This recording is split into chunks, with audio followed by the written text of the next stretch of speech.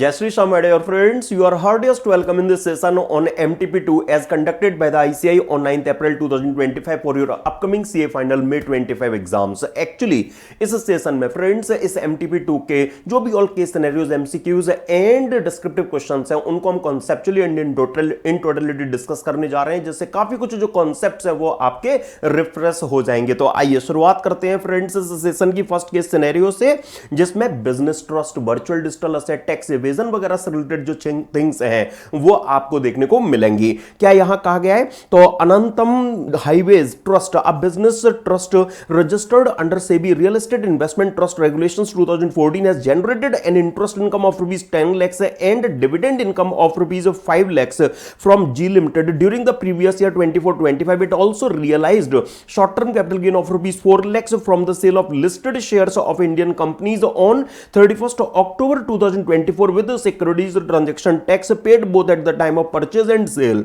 G Limited is an Indian company in which the business trust holds 100% of the shareholding. G Limited doesn't opt to pay tax under section 115 BAA. तो हम ये कह सकते हैं कि since G Limited पर business trust का अगर 100% होल्ड है, मतलब कंट्रोल है, तो ये जो G Limited है ये बिजनेस ट्रस्ट के लिए, स्पेशल पर्पस व्हीकल के लिए, SPV के लिए क्वालिफाई करेगी। Then Anantam Highways Trust has accumulated the entire income except interest income which is distributed to its shareholders in March 25. Mr. Xavier, a resident unit holder, owns 100 units while Mr. Yatin, a non-resident unit holder, holds 500 units. The total number of units subscribed by all unit holders amounts to 5,000. तो रुकिए जरा, मैं ये कह सकता हूं friends यहां पर क्या कि ये जो नॉन रेजिडेंट है मिस्टर यातिन, इनके पास में इस बिजनेस ट्रस्ट की 10% यूनिट्स है, राइट? हां, अगर बिजनेस ट्रस्ट की टोटल इश्यूड यूनिट 5000 में से मिस्टर यतिन के पास में अगर 500 यूनिट्स हैं, दैट इज 10% यूनिट्स है, और जो रेजिडेंट यूनिट होल्डर हैं कौन? ये मिस्टर जेवियर, इनके पास में हम कह सकते हैं कि जो 2% यूनिट्स हैं वो बिजनेस ट्रस्ट की एग्जिस्ट कर रही है। पक्की बात है कि बिजनेस ट्रस्ट ने अगर अपनी इंटरेस्ट इनकम, ये 10 लाख रुपीस की जो इंटरेस्ट है इनकम, माय डियर फ्रेंड्स, सुने स्पेशल पर्पस व्हीकल से जो हुई, अगर ये इन्होंने अपने यूनिट होल्डर्स को डिस्ट्रीब्यूट की, तो पक्की बात है कि इस 10 लाख का 2% मतलब जो 20,000 रुपीस है वो उस रेजिडेंट यूनिट होल्डर के पास जाता हुआ, जेबियर के पास जाता हुआ नजर आएगा। और इस 10 लाख का जो माय डियर फ्रेंड्स 10% है, दैट इज 1 लाख, वो एनआर यूनिट होल्डर के पास जाता हुआ नजर आएगा। राइट ना फ्रेंड्स? अब ये जो बिजनेस ट्रस्ट है इनकी क्या ड्यूटी होगी कि वो रेसिडेंट यूनिट होल्डर को जो इंटरेस्ट फ्रॉम एसबीपी का कंपोनेंट रिलीज करें, तो उस पर उनका वो 10% जो टीडीएस है वो डिडक्ट करें। याद कीजिए, रिफ्रेश कीजिए, इस तरह की बात है सेक्शन 194 एलबीए में। Yes my dear friend, section 194 LBA में बिजनेस ट्रस्ट पर ये ऑब्लिगेशन है ना कि वो रेसिडेंट यूनिट होल्डर को इंटरेस्ट फ्रॉम एसबीपी का अगर कंपोनेंट अगर उन्हें रिलीज करने जा रहे हैं तो उस पर पहले उनका 10% टीडीएस काटे। इसी तरह से नॉन रेसिडेंट यूनिट होल्डर को तो जो इंटरेस्ट फ्रॉम एसपीबी का कंपोनेंट बिजनेस ट्रस्ट से जो रिसीव होता है वो 115A में 5% की rate subject to surcharge and cess at tax के लिए चार्जेबल बनता है। तो माय डियर फ्रेंड्स याद उठाइए, इसी सेक्शन 194 एलबीए में जो पेयर बिजनेस ट्रस्ट है उनको जिस रेट पर एनआर उस इंटरेस्ट फ्रॉम एसपीबी पर टैक्स के लिए चार्जेबल बनना है, उसी रेट पर टीडीएस के लिए बिजनेस ट्रस्ट को लायबल बना दिया गया, दैट इज 5% और 4% सेस, मतलब 5.2% से जो टीडीएस है वो बिजनेस ट्रस्ट को इस non resident unit holder mister Yatin का डिडक्ट करना होगा। आप देखिए, जो पहला आपको क्वेश्चन प्रोवाइड किया गया है ना, वो यही आपको एक्चुअली दिया गया है। In respect of the component of interest income from G Limited distributed by the Anantam Highways Trust to unit holders Xavier and Yatin. तो my dear friends, हम क्या कहेंगे? Tax is deductible at the rate 10% of 20,000 distributed to Mr. Xavier and 5.2% on 1 lakh distributed to Mr. Yatin. Right ना friends? यही बात अभी हमने यहां पर डिस्कस की। ओके, देन आइए मैं इस एमसीक्यू, इस केस सिनेरियो में आपको थोड़ा आगे लेकर बढ़ना चाहता हूं। देखिए, mister Yatin, the managing director of XYZ private limited, has been provided with an air conditioner worth ₹75,000 at his residence in Delhi as a part of his employment terms. However, the company has recorded this asset in its books of account as if it were installed in the quality control section of its factory with the intention of classifying it as plant and claiming depreciation accordingly. Right, my dear friends?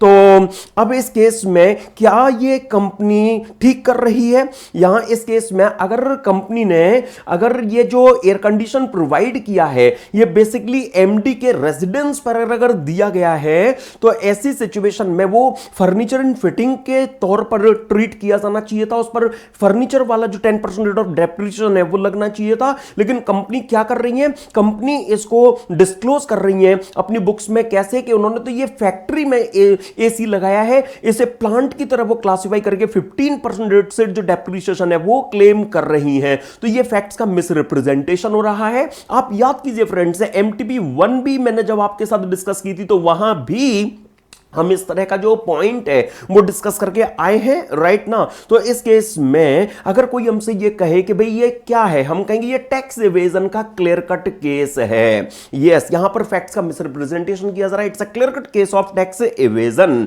Then आगे देखिए जरा, mister Xavier is engaged in crypto currency trading during the financial year, he transferred crypto currencies. अच्छा, एक minute जरा रुकिए, जरा मैं related question आपको दिखा देता हूं। Recording of the air conditioner provided by XYZ Private Limited to Mr. Yetin in its books of account to claim depreciation falls under tax evasion.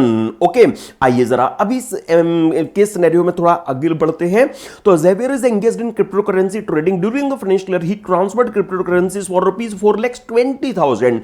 The cost of acquisition for these cryptocurrencies was ₹70,000. In addition, he took a loan to invest in cryptocurrencies and incurred an interest expense of ₹20,000 on this loan. तो याद कीजिए friends, आप taxation of virtual digital asset जब देखते हैं, मतलब जो virtual digital asset के ट्रांसफर से रिलेटेड जो गेन की टैक्सेशन नई स्कीम है उसमें सेक्शन 115BBH में आपको ये देखने को मिलता है ना कि अगर आपने क्रिप्टो करेंसी का अगर ट्रांसफर किया, कोई वर्चुअल डिजिटल असेट का ट्रांसफर किया जिसमें क्रिप्टो करेंसी आती है, तो आपको कोई भी खर्चा लायबल नहीं होगा other than cost of acquisition. केवल जो कॉस्ट ऑफ एक्विजिशन है वो आपको अलाउंस के लिए क्वालिफाई करेगी। तो जो भी 4,20,000 का सेल्स कंसीडरेशन मिला उसमें से हम जो एक्चुअल कॉस्ट है वो माइनस करेंगे। ये जो 3,50,000 है ये इनका कैपिटल गेन यहां पर ट्रीट किया जाएगा। सिंस ये ट्रेडिंग में एंगेज्ड है तो आप इसे एक पीजीबीपी की इनकम के तौर पर भी ले सकते हैं, क्योंकि इनकम किस हेड में टैक्स के लिए चार्जेबल बनेगी ऐसा 115BBH में कहीं भी स्पेसिफिकली प्रोवाइड नहीं किया गया है। ओके, तो अगर ये ट्रेडिंग में एंगेज्ड है तो आप इसे बिजनेस इनकम के तौर पर भी ले सकते हैं, लेकिन टैक्स लगेगा 30% से, ये पक्की बात है ना। तो फ्रेंड्स आइए देखिए जरा क्या आपको क्वेश्चन दिया गया, which of the following statements is correct in respect of cryptocurrency। हम कहेंगे only the cost of acquisition is allowed as deduction to Mr. Xavier, interest expenses not deductible। तो छोटे छोटे पॉइंट से कुछ एडिशनली जो कॉन्सेप्ट्स है वो हमने यहां पर रिफ्रेश किए। ओके, और मैं आपको बता दूं कि जो ये केस सिनेरियो में बिजनेस ट्रस्ट से रिलेटेड जो अदरवाइज ये इंफॉर्मेशन दी गई उनका कोई यूज यहां पर क्वेश्चन के कमी की वजह से नहीं हो पाया। तो यहां पर कुछ क्वेश्चंस और ऐड किए जा सकते थे लेकिन वो इस एमटीपी में आईसीआई के द्वारा नहीं ऐड किए गए। चलिए, तो जो भी गिवन है हम वो सारे डिस्कस करते चलते हैं। तो मैं ले आया अब आपको सेकंड केस सिनेरियो में।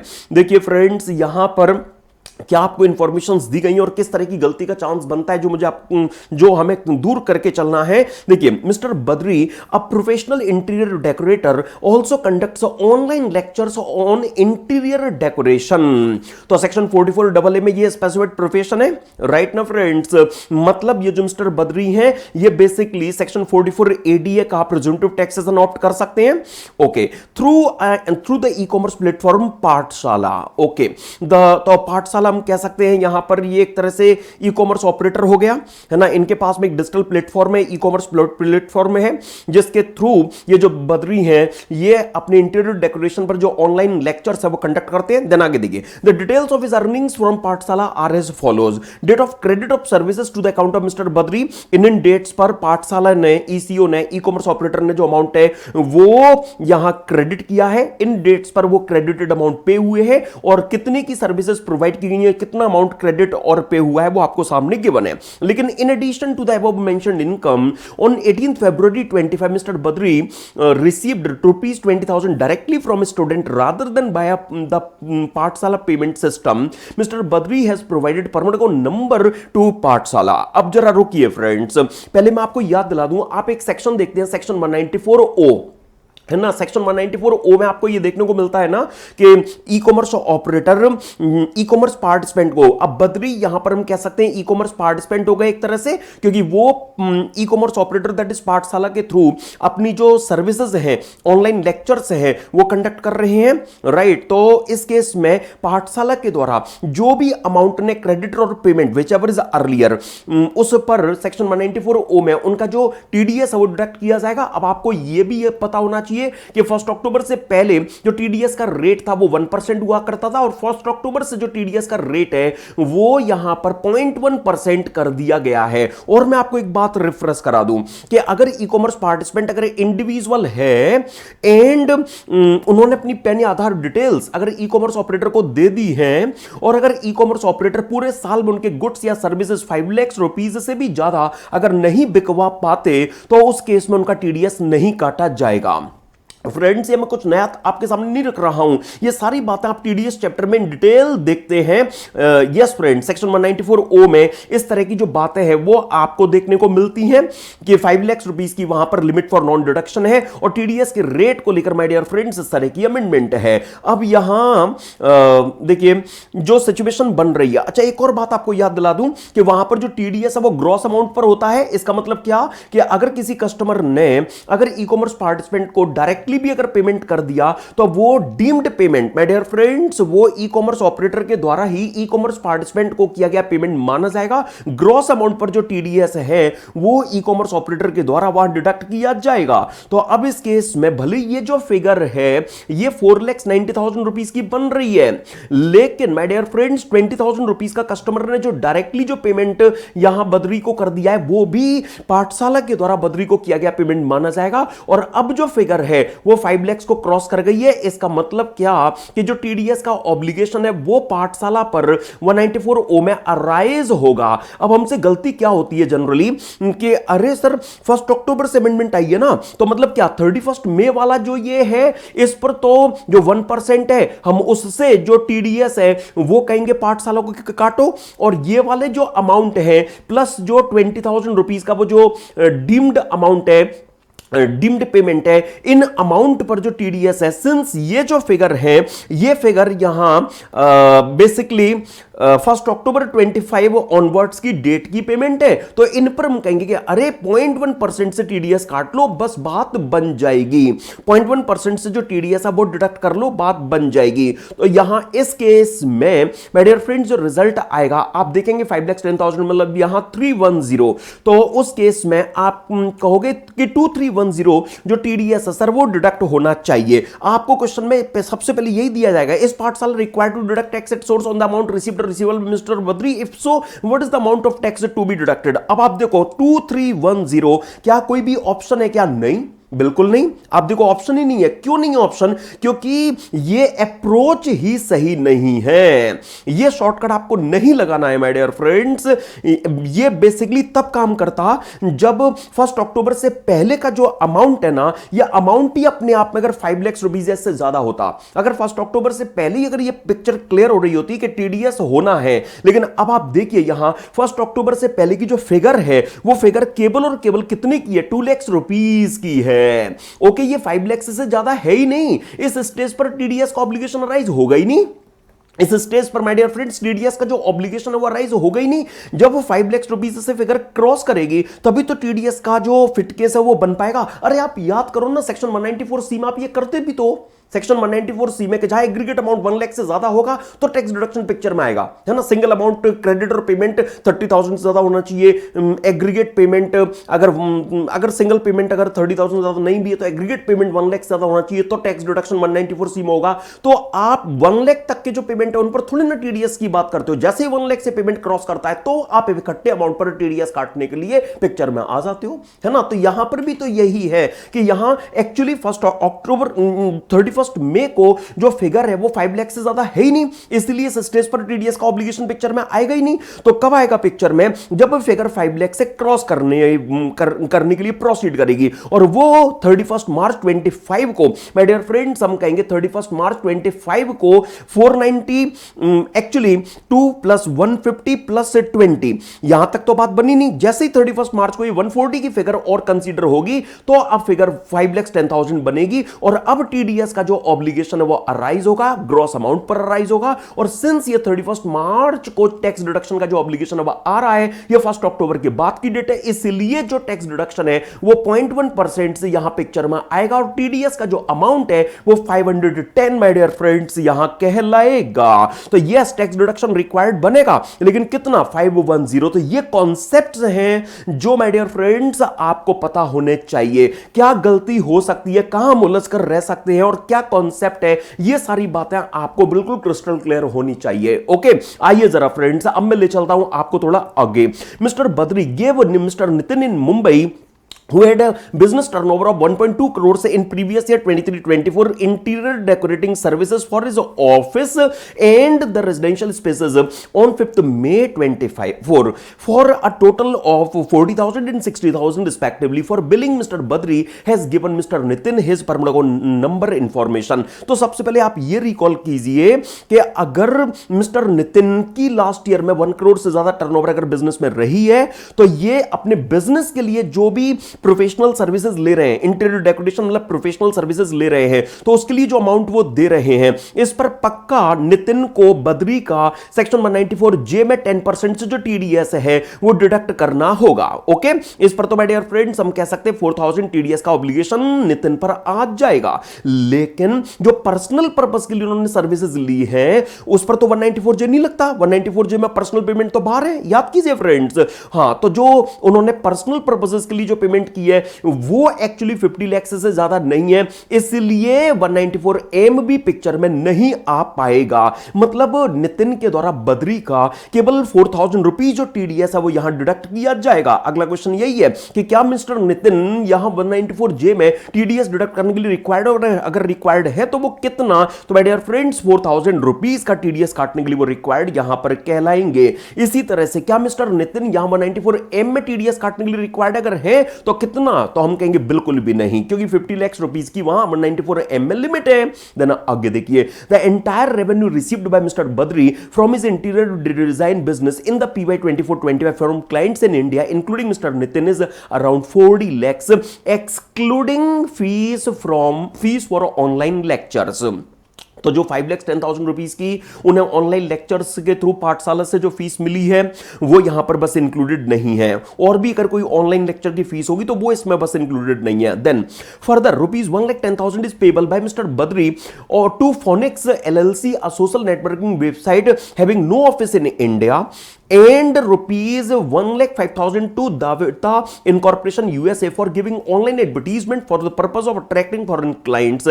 Davita Incorporation USA has an office in India for providing online advertisement services.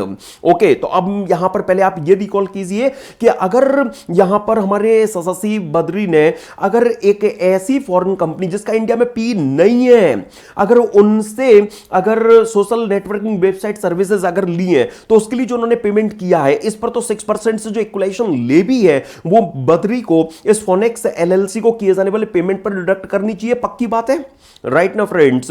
लेकिन ये जो 1,05,000 रुपीज का जो अमाउंट है, क्या इस पर इक्वलाइजेशन लेवी पिक्चर में आ सकती है? क्या बिल्कुल नहीं। क्यों? क्योंकि दाविता इनकॉर्पोरेशन का इंडिया में पी है। ओके, उन्होंने अपनी एडवर्टाइजमेंट सर्विसेज की प्रोवाइडिंग के लिए इंडिया में पी ओपन कर रखा है, तो वो तो 35% से उस इंडिया में ऑफिस लेवल पर कमाई गई इनकम पर नॉर्मली इनकम टैक्स पे करने के लिए लायबल है। 195 में टीडीएस जो बद्री है वो इनका डिडक्ट करने के लिए लायबल है। तो अगर आप हमसे इक्वलाइजेशन लेवी की बात करोगे तो हम कहेंगे इस अमाउंट के पेमेंट पर जो डिडक्शन है वो इक्वलाइजेशन लेवी के फॉर्म में तो नहीं होगी, राइट ना फ्रेंड्स। आइए देखिए जरा जो अगला क्वेश्चन है वो आपको इस केस सिनेरियो में यही दिया गया है, is mister Badri required to deduct equalisation levy on the amounts payable to Phoenix limited, Phoenix LLC और Davita incorporation, if so what is the amount of levy to be deducted.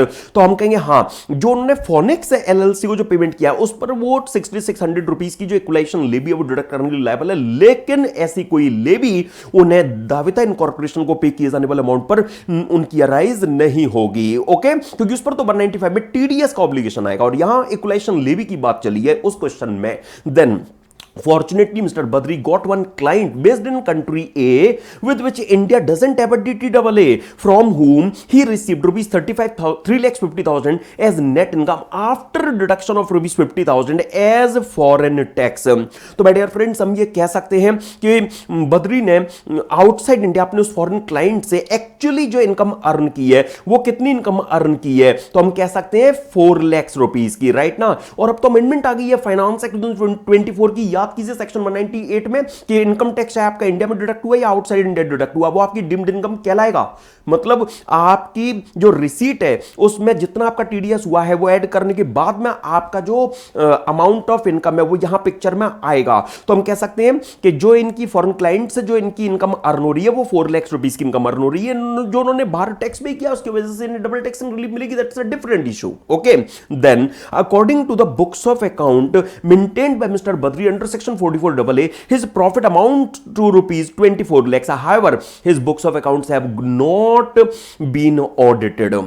मतलब इन्होंने books accounts का audit नहीं कराया है, तो पक्की बात है कि ये 44 एडीए में अपनी इनकम ऑफर करना चाहेंगे, है ना, क्योंकि अगर 44 एडीए की इन फिगर से कम इनकम दिखाएंगे तो ऑडिट रिक्वायर्ड होगा और ये ऑडिट नहीं करा रहे हैं, है ना। तो जल्दी के क्वेश्चन आपको क्या यहां आगे दिया गया है, what is the mister Badri gross income tax liability, मतलब बिना रिलीफ वगैरह के। Okay, gross income tax liability for PY 24-25 assuming that he has opted out of the default tax regime under section 115 BAC। तो my dear फ्रेंड्स, अब आपने ये जो particulars आपको दिए गए ना इनको आपने कलेक्टिवली कंसीडरेशन लेकर चलना है। 44 एडीए में याद कीजिए जो आपकी ग्रॉस रिसीट्स का 50% है वो आपकी इनकम ट्रीट कर ली जाती है। तो नॉर्मली 40 लाख रुपीस की बद्री की जो other than fees for professional lectures उनकी हमें जो ग्रॉस इनकम है जो रेवेन्यू है वो इनका यहां दिया गया है, और इन्हें जो ऑनलाइन लेक्चर से माय डियर फ्रेंड्स पाठशाला से जो मिला वो 5,10,000 और जो फॉरेन क्लाइंट से ऑनलाइन लेक्चर मतलब अपनी सर्विसेज के लिए जो और मिला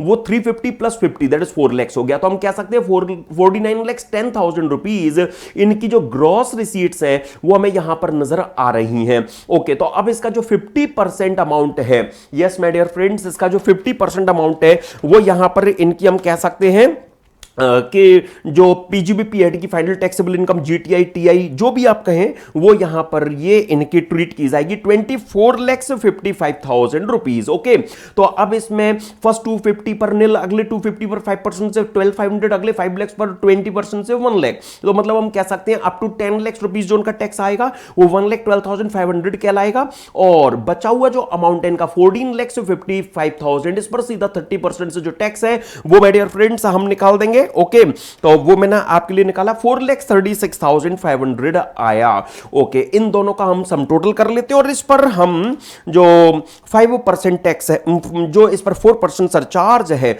वो हम यहां पर लगा देंगे 5,49,000 रुपीज का 104% कर देते हैं। मतलब सरचार्ज की बात तो करना यहां पर इसलिए ठीक नहीं लगेगा क्योंकि इनकी जो इनकम है वो 50 लाख रुपीज से ज्यादा नहीं है। ओके, तो अब यहां 5,70,960 हम कह सकते हैं कि अदर देन 115 बीएससी जो टैक्स लायबिलिटी है वो यहां पर बद्री की निकलकर आ रही है। ओके, तो कुछ भी टेक्निकल नहीं है फ्रेंड्स, देखिए 5,70,960 बद्री की जो टैक्स लायबिलिटी है वो यहां पर कहलाएगी। आई होप आपको कहीं भी कोई भी दिक्कत इस केस सिनेरियो में नहीं आई होगी। और रुक करते हैं थोड़ा आगे का फ्रेंड्स, एक पर्टिकुलर केस लॉ बेस्ड जो केस सिनेरियो है वो आपके सामने अब रखना चाहता हूं। क्या यहां गिवन है, Fiserv incorporation a company headquartered in country F operated an online platform that provides end user computer software under an end user license agreement in the financial year 24-25. Turmeric Limited, an Indian company, entered into a contract for 6.7 crore with Fiserv Incorporation, which is approved by the CG. अब under the end user licence agreement Fiserv incorporation grants Turmeric limited a limited non exclusive licence to installed use access display and run click wrap web based computer software on single local hard disk और another permanent storage medium of one computer. However, Turmeric Limited is restricted from making the CWCS available over a network where it could be used by multiple computers at the same time.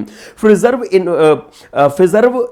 Incorporation reserves all rights not explicitly granted to a Turmeric Limited under end user license agreement. The click wrap web-based computer software is protected by copyright and other intellectual property laws and treaties. Fiserv Incorporation on the title of copyright and other intellectual property rights in click wrap web-based computer software. The click wrap web-based computer software is licensed only for use and not for any other purpose, not sold.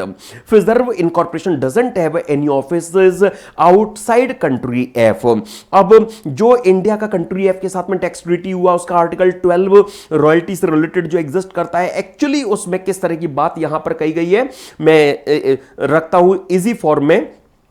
Friends क्या यहां पर उसमें कहा गया इस relation में कि जो भी रॉयल्टी और फीस फॉर टेक्निकल सर्विसेज हैं, यस एक्चुअली अगर इंडिया में वो अगर अर्न हो रही हैं, राइट, जो कंट्री एफ के रेसिडेंट को अगर पे की जा रही हैं तो वो कंट्री एफ में ही टैक्स की जा सकती हैं, लेकिन वो रॉयल्टी और फीस फॉर टेक्निकल सर्विसेज जिस कॉन्ट्रैक्टिंग स्टेट में वो अर्न की गई है, लाइक इंडिया में अर्न की गई है, तो वो इंडिया में भी टैक्स की जा सकती हैं इंडिया के टैक्स लॉ के हिसाब से। लेकिन रेसिपिएंट को जो रॉयल्टी और फीस फॉर टेक्निकल सर्विसेज है उस पर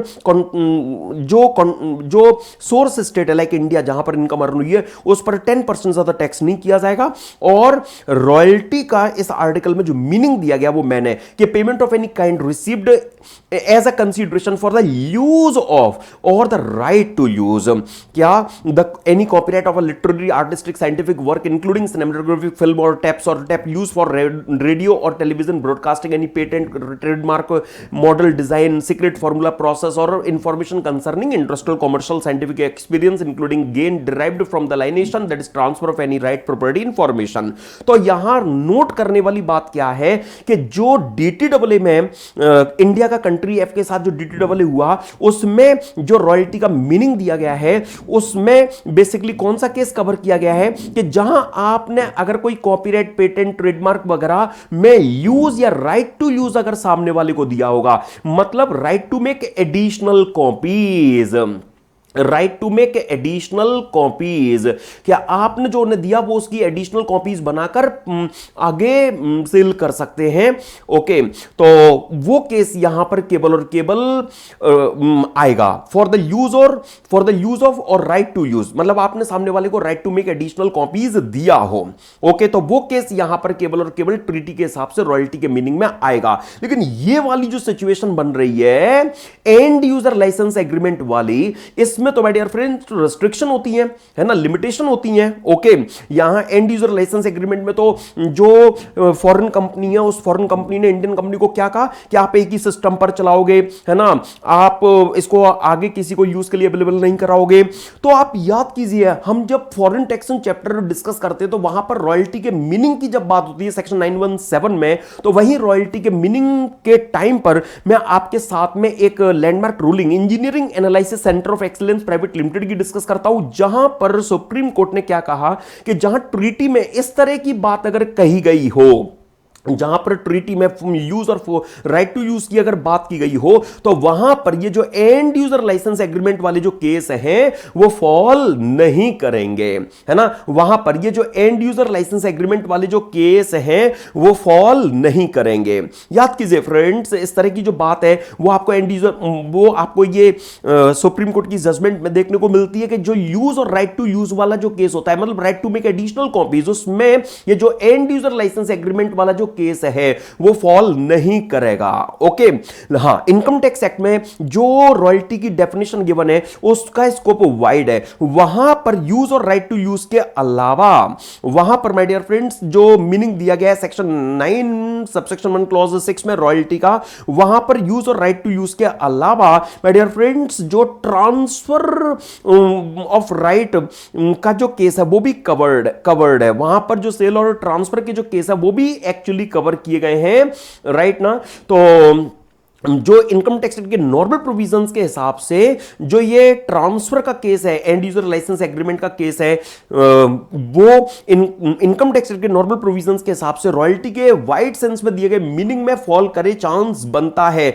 लेकिन ट्रीटी में जहां यूज और राइट टू यूज की बात हो वहां पर वो नहीं आ पाएगा। सुप्रीम कोर्ट ने कुछ केसेस जो हमें बताए कि ये यूज और राइट टू यूज में नहीं आएंगे, उनमें ये एंड यूजर लाइसेंस एग्रीमेंट वाला केस कवर्ड है।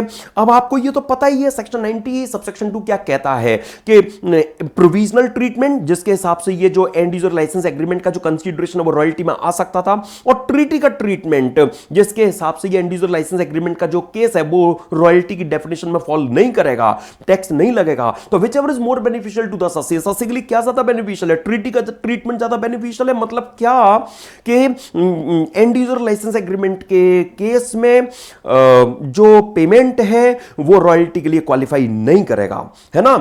उस पर पेई का टीडीएस काटने के लिए लायबल नहीं बनेगा। ये शॉर्ट में माय डियर फ्रेंड्स जो चीजें हैं वो बस मैंने आपके सामने यहां पर प्रेजेंट की है। ओके, तो आई होप इसमें कहीं भी कोई भी दिक्कत नहीं आपको आ रही होगी। आइए अब मैंने ये जो कॉन्सेप्ट्स आपको रिफ्रेश कराए, मैं इससे रिलेटेड जो क्वेश्चन है वो आपके सामने अब रखना स्टार्ट करता हूं। देखिए, तो is Turmeric limited India required to deduct tax at source on the payment made to Fiserv incorporation? If yes, what amount of tax is required to be deducted at source on the said payment? तो हम क्या कहेंगे कि since ये treaty के हिसाब से royalty का मीनिंग में केस आता ही नहीं, इसलिए यहां पर टैक्स डिडक्शन रिक्वायर बनेगा ही नहीं। इंडियन कंपनी उस कंट्री एफ की कंपनी को टैक्स किए जाने वाले एंड यूजर लाइसेंस एग्रीमेंट के अगेंस्ट में पेमेंट पर टैक्स डिडक्ट करने के लिए लायबल बनेंगी नहीं। लेकिन अब सिचुएशन जरा अलग बनेंगी, देखना। Would Turmeric limited India be required to deduct tax at source on the payment made to Fiserv incorporation if there was no डीडीडब्ल्यूए? तो फिर तो इनकम टैक्स एक्ट की बात ही चलेगी। तो if there was no DDAA between India and country F, if so, what amount of tax is to be required to be deducted at source on the said payment? तो कितना payment हो रहा है? 6.7 करोड़ का। तो अब हम क्या कहेंगे? अब हम ये कहेंगे कि भाई इनकम टैक्स के नॉर्मल प्रोविजंस में तो रॉयल्टी की डेफिनेशन में यूज और राइट टू यूज के अलावा ट्रांसफर के केस भी आते हैं, तो मतलब रॉयल्टी फिर ये ट्रीट की जा सकेगी। ये जो इंडियन कंपनी है वो कंट्री एफ की कंपनी को किए जाने वाले इस पेमेंट पर ये रॉयल्टी का पेमेंट ट्रीट किया जाएगा। 115 के हिसाब से 20% टैक्स, अमाउंट 1 करोड़ से ज्यादा है, 10 करोड़ से ज्यादा नहीं है, इसलिए यहां 2% सरचार्ज और 4% सेस, इतना जो टीडीएस है वो डिडक्ट करने के लिए लायबल बनेंगी। पक्की बात है, राइट ना फ्रेंड्स। तो यहां पर इस तरह से जो रिजल्टेंट रेट आएगी उतना जो टीडीएस है वो काटने के लिए ये जो इंडियन कंपनी है वो यहां पर लाइबेबल ट्रीट की जाएगी। आप निकालिए तो जो रिजल्ट आएगा ना फ्रेंड्स वो ये यहां पर निकल कर आएगा। ओके, तो इंडियन कंपनी इतना टीडीएस काटने के लिए यहां रिक्वायर्ड बन पाएंगी। Then what would be the tax liability of Fiserv incorporation if there is no डीडीडब्ल्यू between India and country F and it incurred ₹20 lakhs for providing end user software to Turmeric limited? तो हम कहेंगे अभी भी हमारा answer intact रहेगा। क्यों? क्योंकि 115A में आपको पता है कि फॉरेन कंपनी की जो रॉयल्टी है फीस फॉर टेक्निकल सर्विसेज की इनकम है उनसे रिलेटेड खर्चों की डिडक्शन नहीं मिलती है। ब्रॉडली स्पीकिंग वो ग्रॉस बेसिस पर 20% की रेट से टैक्स के लिए चार्जेबल बनता है ना, ब्रॉडली स्पीकिंग। तो हम कहेंगे कि ये जो खर्चे हैं इनसे कोई हमारे रिजल्ट पर फर्क नहीं आएगा। Then if Fiserv incorporation required to file return of income for AY 25-26 if there is no डीडीडब्ल्यू between India and country F, हम क्या कहेंगे कि अगर इंडियन कंपनी टर्मेरिक इनका जो टीडीएस रिक्वायर्ड है वो डिडक्ट कर ले तो उस केस में रिजर्व इनकॉर्पोरेशन के लिए अपनी रिटर्न फर्निश करना रिक्वायर्ड नहीं कहलाएगा।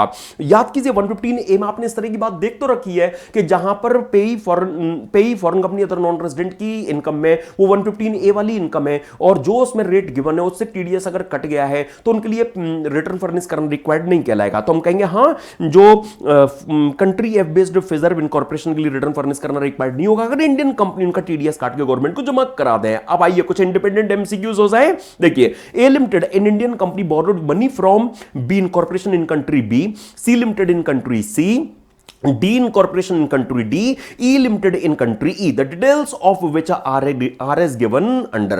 तो अब यहां पर हमारी एसएससी जो ए लिमिटेड है उन्होंने बी इनकॉर्पोरेशन और डी इनकॉर्पोरेशन से जो ये बोरोइंग की है उन पर जो इंटरेस्ट दिया है वास्तव में ये बी इनकॉर्पोरेशन डी इनकॉर्पोरेशन तो ए लिमिटेड की एसोसिएटेड एंटरप्राइज है, हाँ, बाकी दो सी लिमिटेड और ई लिमिटेड नहीं है, लेकिन B incorporation has provided guarantee of loan taken by A limited from C limited. तो फिर यहां पर हम क्या बोलेंगे कि जो सी लिमिटेड भली उनकी एसोसिएट एंटरप्राइज नहीं है, लेकिन अगर हमारी एसएससी की एसोसिएटेड एंटरप्राइज ने अगर इस बोरोइंग के रिस्पेक्ट में अगर अपनी गारंटी दे दी है तो ये भी यहां पर deemed loan from associate enterprise कहलाएगा। इस पर भी सेक्शन 194, इस पर भी जो सेक्शन 94 बी के जो प्रोविजंस है इंटरेस्ट डिडक्शन की लिमिट वगैरह वाले वो वर्क कर पाएंगे। इसी तरह से friends D incorporation has deposited ₹15 crore from E limited.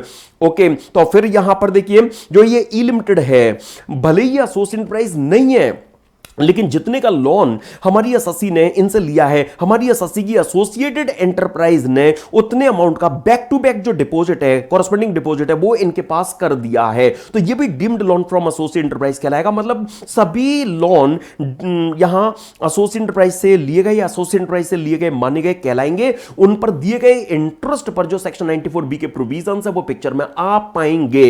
Now earning before interest tax depreciation of A limited for EY 25-26 is rupees 10 crores. What is the amount of interest to be disallowed under section 94B for AY 25-26? अब आपको पता है ना कि जो भी my dear friends EBITDA होता है उसका जो 30% है वो लिमिट कहलाती है, राइट? इतने तक की डिडक्शन मिल पाएगी। और इन्होंने टोटल इंटरेस्ट कितना दिया है तो हम कह सकते हैं 8 करोड़ का। इन्होंने जो टोटल इंटरेस्ट पे किया है वो 8 करोड़ का पे किया है, 3 करोड़ अलाइबल है, तो बाकी 5 करोड़ हम कहेंगे डिसअलाइबल। ये बात खत्म। आइए जरा अगला क्वेश्चन देखिए, under which of the following cases will arms length price be determined by considering the median of the data set. तो पहले तो आप रिकॉल कीजिए जो माय डियर फ्रेंड्स आप रूल 10 देखते हैं कि जहां पर मोस्ट प्रोबेबल मेथड से मोर देन 1 एएलपी अगर डिटरमाइन होकर आ जाएंगी तो फाइनल एएलपी क्या कहलाएगी। तो रूल 10 में आपने एक रेंज कॉन्सेप्ट देख रखा है। रेंज कॉन्सेप्ट ये कहता है ना कि वो जो 35th परसेंटाइल और 35th percentile of data set आता है और जो 65th percentile of data set आता है, इससे आप जो आर्म्स लेंथ रेंज क्रिएट करते हैं, इसमें अगर एसएससी की डिक्लेयर्ड प्राइस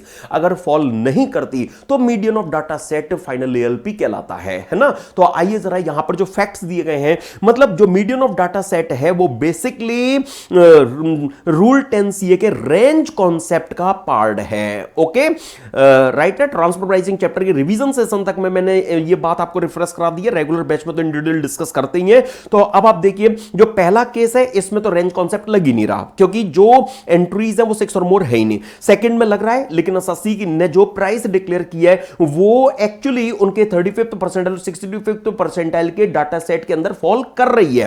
ओके, तो मीडियन का स्कोप खत्म। अच्छा, जो थर्ड केस है ट्रांजैक्शनल नेट मार्जिन मेथड वाला, उसमें भी एसएससी की जो प्राइस है वो आर्म्स लेंथ रेंज के अंदर फॉल कर रही है। ये केवल फोर्थ केस है जिसमें माय डियर फ्रेंड्स जो एसएससी की डिक्लेयर्ड प्राइस है वो आर्म्स लेंथ रेंज के अंदर फॉल नहीं कर रही है। तो केवल ये वो फोर्थ केस है जिसमें कि मीडियन ऑफ डाटा सेट ही फाइनल एएलपी कहलाएगा। Then mister Raghav a resident and mister John an American citizen and non resident in India are both sports commentators deriving income of rupees 5 lakhs from sports commentaries in India for AY 25-26. Which of the following statements are correct? तो मैं आपको पहले recall करा दूं कि जो resident ये sports commentator है फ्रेंड्स 194J में ये हम कह सकते हैं since in relation to sports अपनी कमेंट्री की जो सर्विसेज दे रहे हैं ये प्रोफेशनल सर्विसेज है। राघव को जो भी पेमेंट मिलेगा उस पर 194J में उनका 10% से जो टीडीएस है वो कटेगा। और ये जो मिस्टर जॉन जो non resident non Indian citizen है ना, अमेरिकन सिटीजन है, नॉन रेजिडेंट है, तो non resident non Indian citizen है लेकिन स्पोर्ट्समैन नहीं है, स्पोर्ट्स रिलेटेड पर्सन है, ये स्पोर्ट्स पर्सन नहीं है ना। तो यहां पर 115 डबल बी ए या सेक्शन 194 ई तो पिक्चर में आ नहीं सकते, क्योंकि ये non resident non sports non resident non Indian citizen sports person नहीं है, स्पोर्ट्स रिलेटेड पर्सन है ये, है ना। तो याद करो वो इंडकॉम के केस में कलकत्ता हाईकोर्ट की जो जजमेंट है कि यहां पर 194 ई नहीं लगेगा, ऐसे केस में इनका जो टीडीएस है वो 195 में जहां टीडीएस के नॉर्मल प्रोविजंस गिवन है वहां पिक्चर में आएगा। ओके, और 194 ई या 115 डबल बी ए का अगर केस बनता तो वहां पर पर्सनल रिलीफ का भी चांस बनता कि अगर आपकी इनकम में ये इनकम है और डिडक्टेबल टैक्स 194 ई का प्रॉपर्ली डिडक्ट हो गया है तो आपकी रिटर्न फर्निश करना रिक्वायर्ड नहीं होगा। ऐसी पर्सनल रिलीफ 195 में नहीं है। तो अब इस केस में इतने सारे जो स्टेटमेंट दिए गए हैं उसमें काम के स्टेटमेंट कौन से हैं कि जो इस रेसिडेंट को रिम्यूनरेशन पेबल होगा उस पर तो 194 जे में टीडीएस होगा, और जो मिस्टर जॉन को जो कंसीडरेशन पेबल है उस पर 195 में टीडीएस होगा। कोई पर्सनल रिलीफ यहां पर नहीं मिलेगी। ओके माय डियर फ्रेंड्स, 194 ई का स्कोप नहीं बनेगा, तो केवल 1 एंड 4, एक मिनट माय डियर फ्रेंड्स, यहां केवल 1 एंड 3 ये जो दो स्टेटमेंट है वो हम कहेंगे यहां पर हमें बिल्कुल सही लग रहे हैं। और आइए अब मैं ले चलता हूं इस एमटीबी के सेकंड पार्ट में जहां डिस्क्रिप्टिव क्वेश्चंस की माय डियर फ्रेंड्स हम बात करेंगे। आइए जरा आप वो देखिए। तो सबसे पहले जो फर्स्ट क्वेश्चन कंपलसरी क्वेश्चन में माय डियर फ्रेंड्स आपको रिक्वायर क्या किया गया है कि आप एसएससी कंपनी की ना सिर्फ टोटल इनकम बल्कि टैक्स लायबिलिटी भी कंप्यूट कीजिएगा और एज्यूम कर लो कि कंपनी ने 115 बीडब्ल्यू का जो कंसेशनल टैक्स रेजिम है वो ऑप्ट कर लिया है। तो ध्यान रखना, हाँ, एडिशनल डेप्रिसिएशन का स्कोप खत्म, जो सेक्शन 35 में कंट्रीब्यूशन बेस्ड डिडक्शन वगैरह मिलती है उसका स्कोप खत्म, है ना फ्रेंड्स। अच्छा, 80C से 80U की डिडक्शन का स्कोप भी खत्म। कुछ लिमिटेड कुछ एक्सेप्शन है कि 80M 80JJ वगैरह ले सकते हो। Now total turnover of the company for PY 22-23 is was ₹402 crore. अरे 400 करोड़ से ज्यादा हो गया, राइट। तो यहां पर इस केस में सर वो 25% वाला फायदा नहीं मिल पाएगा। अरे छोड़ो ना, उसके पीछे क्यों पढ़ना है आपको, इसका कोई यूज ही नहीं है। क्यों? क्योंकि उन्होंने 115 BAA अगर ऑप्ट कर लिया है तो उन पर तो टैक्स रेट 22% लगना है। बात खत्म, है ना। आइए जरा अब मैं रखता हूं आपके सामने जो ये क्वेश्चन के फैक्ट्स हैं वो। तो मिस्टर देखिए, mister Suraj industries limited and Indian companies engaged in manufacturing and assembling of automobiles and auto components in Pune Maharashtra. The net profit after debit और credit of the following amounts to its statement of P&L for the year ended 31st March 25 was ₹9 crore 50 lakhs। Okay, depreciation calculated as per useful life of its assets हम disallow करेंगे क्योंकि जो income tax rules वाला नीचे मिलेगा वो allow करेंगे। Donation of ₹12 lakhs given to a political party by way of account payee cheque. तो ये कोई पीजीबीपी एड का खर्चा तो है नहीं, है ना, इसको डिसअलाउ करेंगे। तो सर 80GB में डिडक्शन मिल जाएगी क्या? कंपनी ने पॉलिटिकल पार्टी को डोनेशन दिया है, मिल जाती है अगर 115 BAA ऑप्ट नहीं करती। इन्होंने 115 BAA ऑप्ट कर लिया इसलिए 80GB का स्कोप खत्म। Then on 15th August 24 the company contributed ₹50 lakhs to research institution recognised and notified by the CG which is engaged in scientific research. ये भी डिसअलाउ होगा क्योंकि 115 BAA ऑप्ट कर लिया ना, इसलिए। Then dividend received from foreign company of ₹15 lakhs in which it holds 30% of equity share capital. तो PGBP की इनकम के लिए तो हम इसको पहले नेट प्रॉफिट से बाहर करेंगे फिर इसको अदर सोर्सेज में ले जाएंगे, है ना। Then, my dear friends, on 15th May 24, a long-term capital gain of ₹4 lakhs was realized from the sale of equity shares on which STD was paid at the time of acquisition and sale. तो 23rd July 24 से पहले का case है, right. 112A का case है। हाँ, तो my dear friends, ₹1,25,000 की बेसिक एग्जम्पशन लिमिट तो मिलेगी, लेकिन क्या 12.5% वाला रूल लगेगा? नहीं। हाँ, यहां पर 23rd जुलाई से पहले का केस होने की वजह से 10% से जो इस एलटीसी पर टैक्सेबल लिया जाएगा। तो पहले तो हम पीजीबीपी के लिए इसको बाहर कर देंगे फिर इसको कैपिटल गेन हेड में हम कंसीडर करेंगे। देन इंटरेस्ट एट 10% पर annum of on 4 crore 20 lakhs being amount borrowed from State Bank of India on 1st June 2024 for purchase of machinery. The interest outstanding as on 31st March 25 was paid on 1st December 25। तो return filing due date के बाद पे हुआ है। अच्छा, मैं थोड़ा sequence break कर रहा हूं आपको। पहले ड्यूरिंग द ईयर कंपनी ने जो एडिशंस अपनी एसेट्स में किए हैं उसमें एक प्लांट एंड मशीनरी उन्होंने 5 करोड़ की जो खरीदी वो installed and put to use हुई है 31st December 24 को। तो इसका मतलब क्या निकल कर आया कि जो ये 4 करोड़ 20 lakhs रुपीस का ये जो अमाउंट ऑफ लोन है इस पर 10% जो इंटरेस्ट आपने देना है 1st जून से माय डियर फ्रेंड्स 31st दिसंबर तक का जो पीरियड बनता है ना। तो 1st जून से 31st दिसंबर तक हम कह सकते हैं यहां एक्चुअली जून जुलाई अगस्त सितंबर अक्टूबर नवंबर दिसंबर 7 मंथ्स ना। तो 7/12 ये जो इंटरेस्ट का अमाउंट आएगा ना ये तो आप मशीन की एक्चुअल कॉस्ट में ऐड कर दोगे क्योंकि ये असेट के फर्स्ट पुट टू यूज से पहले का इंटरेस्ट हो गया, ये मशीन की कॉस्ट में ऐड हो जाएगा। और जो दिसंबर के बाद का यस माय डियर फ्रेंड्स, जो यहां पर इन्होंने पुट टू यूज किया वो बेसिकली 31 दिसंबर, यस। तो जनवरी फरवरी मार्च 3 मंथ्स का जो इंटरेस्ट बचा, 3 मंथ्स का जो इंटरेस्ट यहां बचा वो आपका रेवेन्यू एक्सपेंस कहलाएगा, है ना, क्योंकि असेट के फर्स्ट पुट टू यूज के बाद का इंटरेस्ट है। तो वो सर रेवेन्यू एक्सपेंस अलाउ हो जाएगा? बिल्कुल नहीं होगा। क्यों? क्योंकि 43B बीच में आ जाएगा। आपने ये जो इंटरेस्ट टू फाइनेंशियल इंस्टीट्यूशन है ये actually return filing due date के बाद पे किया है ना, तो आपको नेक्स्ट ईयर में इसकी डिडक्शन मिलेगी। करंट ईयर 24-25 में तो आपको जो इंटरेस्ट का होल अमाउंट है जो आपने P&L में डेबिट कर रखा है एक्चुअली 3 महीने का अलाउ होता, वो भी नहीं हो पाएगा। क्यों? क्योंकि 43B बीच में आ जाएगा। तो हम कह सकते हैं कुल मिलाकर 420 लाख रुपीस का जो इन्होंने लोन लिया, इस लोन पर माय डियर फ्रेंड्स जो टोटल 1 जून से लेकर 31 मार्च तक का जो टोटल इंटरेस्ट बनता है ना, ये इंटरेस्ट हम कहेंगे पीजीबीपी हेड में इनकी टैक्सेबल इनकम कंप्यूट करने के टाइम पर डिसअलावेंस के लिए क्वालिफाई करेगा, राइट। तो इस 10 मंथ्स के इंटरेस्ट में से 7 मंथ्स का जो इंटरेस्ट है वो तो हम कॉस्ट में ऐड कर लेंगे, डेप्रिसिएशन ले लेंगे, लेकिन 3 मंथ्स का इंटरेस्ट बेकार चला जाएगा। वो करंट ईयर में अलाउड नहीं होगा, नेक्स्ट ईयर में अलाउड होगा। Then profit of rupees 8 lakhs was earned from the sale of plot of land to PQR limited, an Indian company wholly owned by Suraj industries limited. The plot was originally acquired on this date. तो friends, अगर हमारी SSC company अपनी wholly owned सब्सी को अगर ये plot transfer कर रही है तो सेक्शन 47 में क्लॉज 4 आप देखते हैं ना कि ये ट्रांजैक्शन ट्रांसफर ही नहीं माना जाएगा, कैपिटल टैक्स नहीं लगाया जाएगा। पीजीबीपी के लिए तो पहले आप इस अमाउंट को बाहर करना, और कैपिटल गेन ऐड में भी हम कहेंगे नो टैक्स, कोई टैक्स नहीं लग पाएगा क्योंकि ये ट्रांजैक्शन ट्रांसफर नहीं कहलाएगा। Then salary of rupees 1 crore to foreign technician for installation of machinery at the factory premises was paid. तो माय डियर फ्रेंड्स, अब आपको पता है ना, अगर आपने मशीन के इंस्टॉलेशन के रिस्पेक्ट में अगर कोई पेमेंट किया तो आईसीडीएस 5B आप देखते हो वो क्या बोलता है कि असेट के फर्स्ट पुट टू यूज से पहले का जो भी खर्चा होगा वो असेट की कॉस्ट में एडिशन के लिए क्वालिफाई करेगा। तो पहले तो आप पीजीबीपी की इनकम के लिए इसे एड बैक करोगे, है ना। पीजीबीपी की इनकम के लिए ये रेवेन्यू एक्सपेंस नहीं है, आपने पेंडल पे कैसे डेबिट कर दिया, इसको ऐड करोगे, और फिर ये जो 1 crore का अमाउंट है ये आप मशीन की कॉस्ट में ऐड करोगे, है ना, राइट माय डियर फ्रेंड्स। पहले तो आपने खर्चा डिसअलाउ कर दिया, फिर आप इसे मशीन की कॉस्ट में ऐड करके इस पर डेप्रिसिएशन एंजॉय करोगे। Then the company sold automatic parts of rupees 20 lakhs to messrs ABC company engineers, a sole proprietary concern on 1 November 22, on 1 February 24 means current year का last year 23-24 12 lakhs was written off in the books as bad debts. The sole proprietor died on 1 March 25, that is in current year, and the company managed to collect 11 lakhs towards full and final settlement on 31st March 25.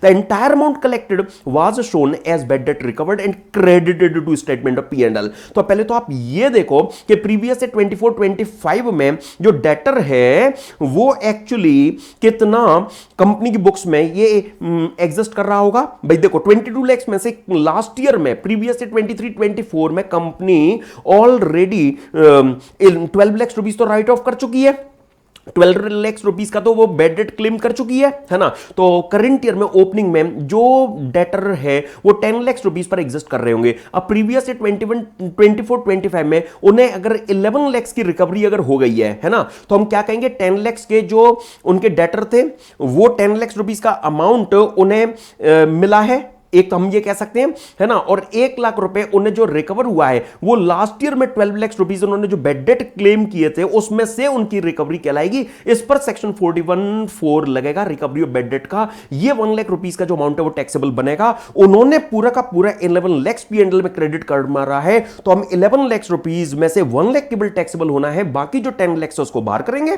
Simple सी बात है ना। आप देखना solution में my dear friends इसी तरह की जो चीजें हैं वो आपको यहां पर देखने को मिलेंगी। ओके, तो माय डियर फ्रेंड्स जिस तरह का हमने यहां पर पॉइंट डिस्कस किया कि इन्होंने रॉन्गली पूरा 11 लाख जो क्रेडिट कर रखा है, 10 lakhs रुपीस का जो बेड डेट रिकवर्ड का जो एक्स्ट्रा अमाउंट है वो excess amount my dear friends यहां पर आप देखिए रिडक्शन की जो ये लिस्ट है उसमें फॉल कर रहा है। Okay, then my dear friends आइए मैं ले चलता हूं इस क्वेश्चन में थोड़ा सा आपको और आगे। Depreciation computed Depreciation computed as per IT rules is 1.5 crores other than on the additions in the assets made during the year, जो आपको यहां दिए गए। तो हम कहेंगे वो जो लाइव वाला डेप्रिसिएशन था पहली पॉइंट में वो डिसअलाउ जो हमने किया था ये अलाउ होगा, और इसके अलावा एडिशन पर फॉलोइंग जो पॉइंट्स आपको दिए गए उसके हिसाब से जो डेप्रिसिएशन है वो आपको मिलेगा। जैसे इन्होंने ऑफिस बिल्डिंग का एडिशन किया 3 करोड़ रुपीस का, आप देखिए पुट टू यूज 180 डेज से कम है, तो जो डेप्रिशन है वो केवल 5% मिल पाएगा, है ना। बिल्डिंग पर वैसे 10% डेप्रिशन, लेकिन पीरियड ऑफ यूज 180 डेज से कम होने की वजह से नॉर्मल का हाफ, दैट इज 5% डेप्रिशन मिल पाएगा। कंप्यूटर 25 लाख के खरीदे, इनका पीरियड ऑफ यूज 180 डेज और मोर है, इसलिए इन पर 40% जो डेप्रिशन है वो कंपनी एंजॉय कर सकेंगी। और प्लांट एंड मशीनरी के लिए जो 5 करोड़ की उन्होंने प्लांट एंड मशीनरी खरीदी, इस पर एक तो वो इंटरेस्ट 7 मंथ्स का, और इसके अलावा वो 100 लाख रुपीस की फॉरेन टेक्नीशियन को जो सैलरी दी गई, ये जो टोटल अमाउंट आएगा, इस टोटल अमाउंट पर पीरियड ऑफ यूज 180 डेज से कम होने की वजह से 7.5% जो डेप्रिशन है वो मिल पाएगा। सर मैन्युफैक्चरिंग में एंगेज्ड एडिशनल डेप्रिशन देते हैं प्लांट एंड मशीनरी पर? नहीं, क्योंकि 115BAA ऑप्ट कर रखा है। Then the company declared and distributed dividend for the financial year 24-25 on 31 May 25 for rupees 12 lakh. अब आप देख रहे हैं इन्हें फॉरेन कंपनी से डिविडेंड मिला था कितना, 15 लाख का। फॉरेन कंपनी से इन्हें डिविडेंड मिला था 15 लाख का, और उन्होंने करेंट ईयर की रिटर्न फाइलिंग ड्यू डेट 31 अक्टूबर से 1 मंथ प्रायर, दैट इज 30 सितंबर तक डिविडेंड आगे अपने शेयर होल्डर को बांट दिया 12 लाख का। तो 12 लाख रुपीस की ये सेक्शन 80A में जो डिडक्शन है वो ले सकेंगे, और ये डिडक्शन तो तब भी मिल पाती है जब एसएससी ने 115BAA ऑप्ट कर रखा हो। तो मतलब क्या, इन 12 लाख रुपीस की 80M में जो डिडक्शन है वो यहां पर और मिल सकेगी। ये सारी बातें जो मैंने आपके साथ में डिस्कस किया ना फ्रेंड्स, आपको सोल्यूशन में एग्जैक्टली यही नजर आएंगी। ओके, तो 80M में 12 लाख रुपीस की जो डिडक्शन है वो ये ले पाएंगी। तो बस अब जो भी प्लस माइनस का रिजल्ट आएगा वो यहां पर टोटल इनकम कहलाएगा। टोटल इनकम में वो जो LTCG वाला कंपोनेंट था 4 लाख का, उसमें से 125 एग्जाम 275 पर 10% से टैक्स निकाला, बाकी जो भी इनकम बचेगी उस पर सीधा 22% का रेट लगेगा।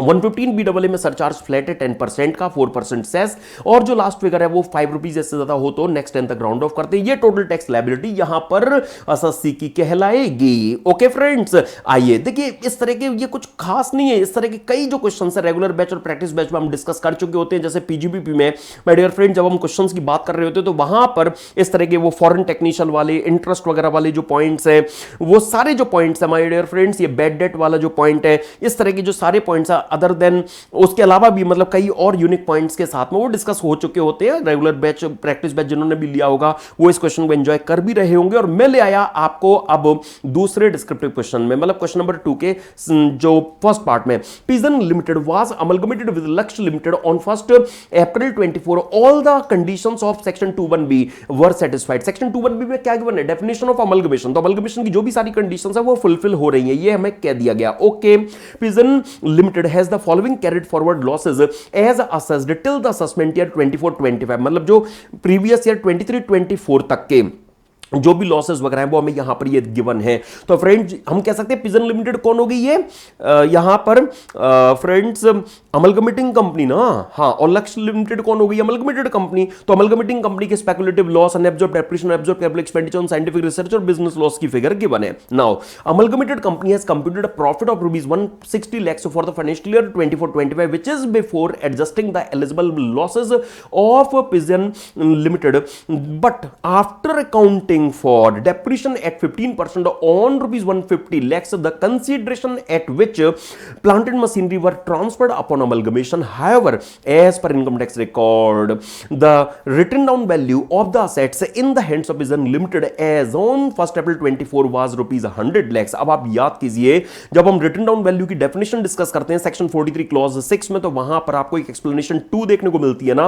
वो क्या कहती है कि अमलगमेशन के केस में अमलगमेटेड कंपनी के लिए रिसीव्ड ब्लॉक ऑफ असेट की एक्चुअल कॉस्ट वो ली जाएगी, जो ट्रांसफरी दैट इज जो transferor that is amalgamating company के लिए उस ब्लॉक ऑफ असेट की WDB रही होगी, है ना। तो माय डियर फ्रेंड्स हम कह सकते हैं क्या कि लक्ष्य लिमिटेड को 100 लाख रुपीस का जो 15% डेप्रिसिएशन है वो 15 लाख से उन्हें डेबिट करना चाहिए था, लेकिन उन्होंने क्या कर दिया है, उन्होंने 150 लाख का जो 15% डेप्रिसिएशन है वो यहां पर डेबिट कर रखा है। ओके, तो हम ये कह सकते हैं यहां उन्होंने 7.5 लाख रुपीस का जो एक्सेस डेप्रिसिएशन है वो यहां पर लेस कर रखा है। ओके, राइट ना फ्रेंड्स, तो वो 7.5 लाख रुपीस का जो डेप्रिसिएशन है वो डिसअलावेंस के लिए यहां क्वालिफाई करेगा। ओके, तो लक्ष्य limited that is amalgamated company का जो भी ये प्रॉफिट हमें गिवन है, इसमें हम 7.5 लाख रुपीस जो एक्सेस डेप्रिसिएशन उन्होंने डेबिट कर रखा है वो हम यहां पर एड बैक करेंगे। करेंगे। नाउ द प्रॉफिट ऑफ लक्ष्य limited of rupees 160 lakhs also includes a speculative profit of rupees 10 lakhs. Now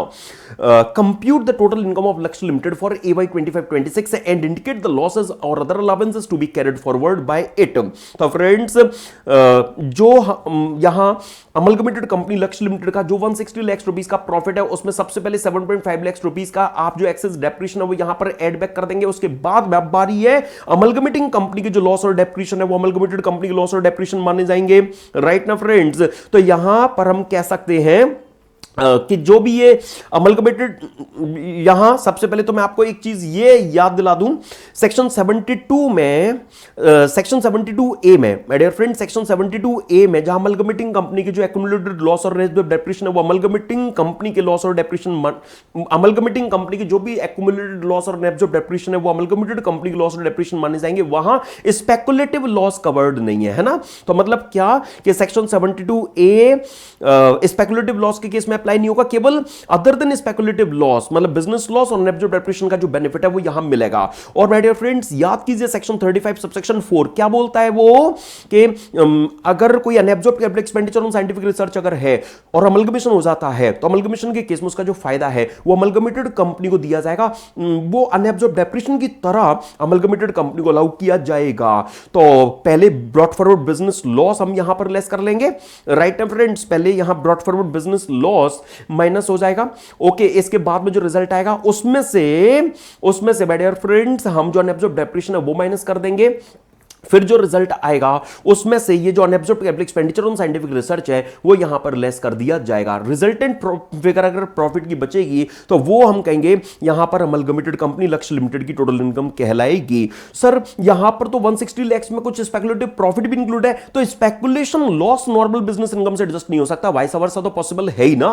मतलब नॉर्मल बिजनेस लॉस को तो हम यहां पर स्पेकुलेटिव प्रॉफिट भी अगर इंक्लूड है तो कोई दिक्कत नहीं, उससे टैक्स उससे एडजस्ट कर ही सकते हैं। यही सारी बातें एग्जैक्टली आपको सॉल्यूशन में माय डियर फ्रेंड्स यहां पर देखिए देखने को मिल रही हैं, कुछ भी अलग इसमें नहीं है। ओके, तो जिस तरह के पॉइंट्स मैंने डिस्कस किए वो आपको यहां पर ये नोट्स में गिवन है, ठीक है। और इसी तरह की जो सारी बातें जब set off chapters related questions हम डिस्कस करते हैं तो वहां पर सबसे पहला क्वेश्चन ही माय डियर फ्रेंड्स ये डिस्कस होता है।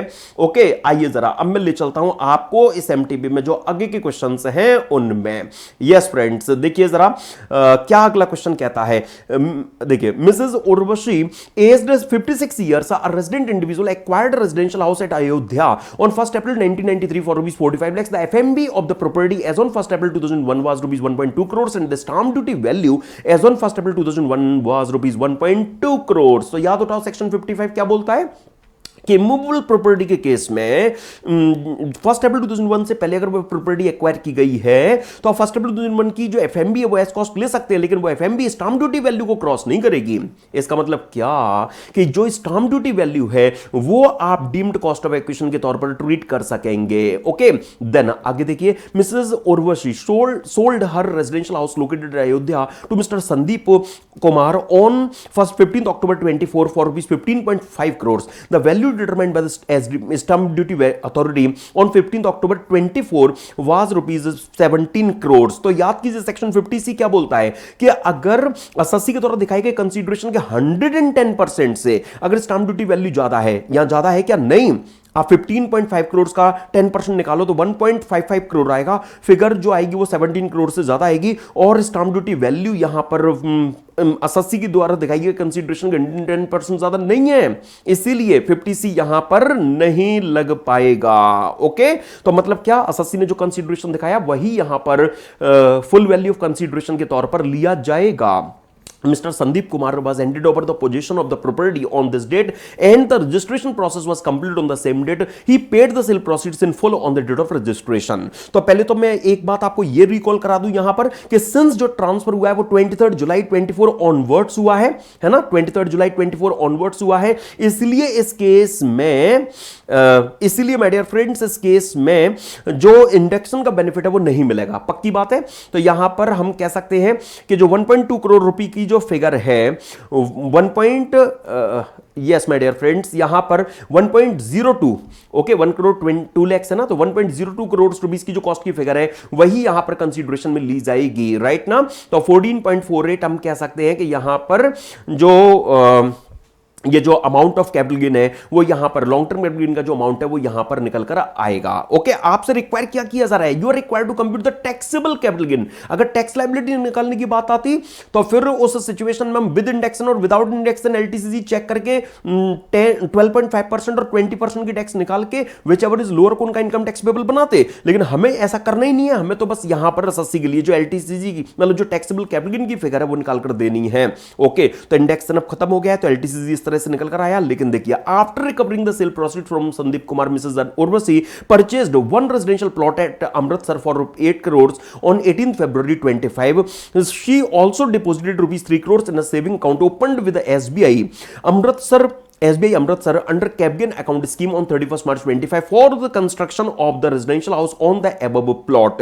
तो हम क्या कह सकते हैं कि इन्होंने 8 crores और my dear friends 3 crores, लेकिन आपको याद है ना सेक्शन 54F में एक मिनट, जो सेक्शन 54 है, क्योंकि आपने हाउस ट्रांसफर किया है, ओके, और हाउस के कंसीडरेशन हाउस के ट्रांसफर के बाद में आप इस एलटीसीजी में से 8 करोड़ रुपीस नया रेजिडेंशियल हाउस बनवाने के लिए आपने रॉ मटेरियल खरीदा, पहले दैट इज प्लॉट खरीदा, और फिर कंस्ट्रक्शन के लिए आपने जमा कराया कैबिन अकाउंट स्कीम में 3 करोड़ का, तो टोटल 11 करोड़ बन रहा है। लेकिन इस पर लिमिट है 10 करोड़ रुपीस की। याद है ना, सेक्शन 54 और 54F दोनों ही सेक्शंस में लिमिट है 10 करोड़ की। तो यहां पर इनको 54 की जो एग्जामिशन है वो मिल पाएगी केवल कितने की, 10 करोड़ की। तो इनका जो टैक्सेबल एलटीसीजी है वो 4.48 करोड़ का यहां पर कहलाएगा। आप देखिए, आपको यहां पर सॉल्यूशन में जिस तरह की बातें गिवन है बिल्कुल एग्जैक्टली वही सारी चीज है माय डियर फ्रेंड्स, यहां पर आपको ये नजर आएंगी। और आइए मैं ले आया अब आपको अगले क्वेश्चन में। देखिए please, double tax and relief से रिलेटेड जो क्वेश्चन आपको दिया गया, mister Pradyuman aged 48 years, a resident individual has furnished the following details of income earned during the PY 24-25. उन्हें इंडिया में इनकम हुई है, income from a sole proprietary business in Indore 80 lakhs PGB में चला जाएगा। Share of profit from of partnership firm in Bhopal 20 lakhs। इस पर section 22A की जो एग्जामिशन है वो मिल जाएगी, है ना, क्योंकि ये भोपाल बेस्ड फर्म अपनी इनकम पर खुद इनकम टैक्स पे करने के लायबल है, इसलिए उनके पार्टनर दैट इज प्रद्युमन के लिए जो भी उन्हें उसमें प्रॉफिट शेयर अर्न हुआ है वो 10(2A में एग्जेम्प्टेड है, तो इसको तो हम बाहर ही कर देंगे। ओके, देन कंट्री जी में इनको जो इनकम हुई है, agriculture income gross from tea gardens of country G $40,000। Okay, तो $40,000 की, और वहां पर टैक्स लगता है 20% से। और brought forward business loss of financial year 1920 in country G was $5200 which is not permitted to be set off against other income as per the loss of that country. तो हमें उस कंट्री के loss से मतलब नहीं, हम तो क्या कहेंगे कि जो ये लॉस है आपका, आपकी पीजीबीपी की इनकम है, आप अपनी इस इंडियन बिजनेस इनकम से अपने फॉरेन बिजनेस लॉस को एडजस्ट कर सकेंगे। इंडियन इनकम टैक्स एक्ट में तो आपको ये इंटर सोर्स एडजस्टमेंट अलाउड है। Okay, then in country M में डिविडेंड इनकम हुई है कंट्री एम $30,000, टैक्सेबल है वहां 10% से। Rental income of $52,000 from house property taxable है 15% से। और country M $6,000 paid towards municipal tax in country M. Municipal taxes are not allowed as deduction in country M. Okay, तो India में तो allowed होंगे। अदर इंफॉर्मेशन में Mr Pradyuman has deposited ₹115 PPF and paid a medical insurance premium of ₹28,000 by account pay check to ensure the health of himself and his wife aged 48 years। मतलब कोई भी senior citizen नहीं है तो limit कहलाएगी 25,000 की, है ना। India has no DTAA with country G and M. Now, compute the total income and tax liability of Mr. Pradyuman for AY 25-26 after providing for deduction under section 91, assuming that one country G dollar या one country M dollar is ₹70, and देखना Mr. Pradyuman is opting out of the default tax regime and paying tax under normal provisions of the act। तो अब हम कह सकते हैं कि हाँ, आप इस पर 80C ले लेना, आपको 28,000 पूरा नहीं 25,000 रुपीज पर 80D मिल जाएगा। पक्की बात है। ओके माय डियर फ्रेंड्स, अब हम पहले प्रद्युमन की टोटल इनकम जब निकालने के लिए प्रोसीड करेंगे तो इनकी जो इंडियन बिजनेस इनकम है वो लेंगे, जो इनका कंट्री जी का डॉलर में जो लॉस दिया गया है इससे जो रिजल्ट आएगा उस लॉस को हम यहां पर एडजस्ट कर लेंगे। Okay friends, foreign agriculture income को अदर सोर्सेज में ले आएंगे। कंट्री एम में जो डिविडेंड कमाया वो भी हम यहां 70 से मल्टीप्लाई करके इंडियन रुपीज में जो फिगर आएगी उसको हम अदर सोर्सेज में ले आएंगे। और रेंटल इनकम की जहां तक बात है तो $5200 का जो रेंटल इनकम इन्हें हुआ, इसमें से $6000 का इन्होंने एमटी पे किया। तो माय डियर फ्रेंड्स, $46,000, राइट, $46,000 हम कह सकते हैं ये इनका नेट अमाउंट आया। इस पर 30% की जो स्टैंडर्ड डिडक्शन मिलती है हाउस प्रॉपर्टी हेड में, 30% की जो my dear friends standard deduction मिलती है हाउस प्रॉपर्टी हेड में 13,800 की, वो हम अलाउ कर देंगे। और इसके बाद में जो नेट आएगा 32,200 इंटू 70। अब आपकी कॉल है, आप चाहो तो हर फिगर को 5200 इंटू 70, फिर 6000 इंटू 70, फिर उसके बाद में जो बचे उस पर जो अमाउंट आएगा वो तो इनफैक्ट आप सिंपली फिर इंडियन रुपीज में निकाल ही पाएंगे, या बेटर है कि आप इस तरह से भी प्रोसीड कर सकते हैं। तो 22,54,000 रुपीज का जो अमाउंट आएगा ये इनकी कंट्री एम की इंडिया में टैक्स के लिए चार्जेबल यहां पर हाउस प्रॉपर्टी इनकम की इनकम कहलाएगी। ओके, तो पहले तो हम नॉर्मली इनकी जो टोटल इनकम है वो निकालेंगे। नॉर्मली वो जो 520-30% वाला जो स्लैबेड स्ट्रक्चर है उससे उनका टैक्स निकालेंगे, इंडिया की एवरेज रेट ऑफ टैक्स जान लेंगे, है ना। तो जो भी इनकी इंडियन बिजनेस इनकम थी, फॉरेन बिजनेस लॉस को एडजस्ट किया। एक मिनट, जो भी इनकी कंट्री एम में जो रेंटल इनकम थी, अब आप देखिए यहां पर हर फिगर में 70 मल्टीप्लाई करके 30% रिडक्शन देकर वही फिगर जो अभी हमने निकाली थी वो यहां पर आई। इंडियन बिजनेस इनकम से जो फॉरेन बिजनेस लॉस एडजस्ट कराया, फॉरेन एग्रीकल्चर इनकम को रखा, डिविडेंड भी रख लिया, जीटीआई आ गई, 80C 80D दिया, ये इनकी टोटल इनकम आ गई। ओके फ्रेंड्स, अब आप देखिए जो 10 लाख तक टैक्स आता है वो इतना, और 10 लाख से ऊपर जो बच गया 1.3615 करोड़, उस पर 30%, तो टोटल टैक्स इतना आ गया। टोटल इनकम इनकी 1 करोड़ से ज्यादा, 2 करोड़ से ज्यादा नहीं है, इसलिए 15% सरचार्ज, 4% सेस, ये इनका टोटल टैक्स आ गया। अब आप देखिए इंडिया में ये अपनी इस टोटल इनकम पर इतना टोटल टैक्स पे करने के लिए लायबल है। तो ऑन एंड एवरेज वो इंडिया में किस रेट से टैक्स पे करने के लिए लायबल है? 34.3456 सिंपली स्पीकिंग, है ना। तो अब बारी है डबल टैक्स एंड रिलीफ देने की। तो सबसे पहले जो कंट्री जो यहां पर यस माय डियर फ्रेंड्स, जो यहां क्वेश्चन में जो फर्स्ट फॉरेन कंट्री थी, first foreign country that is country जी।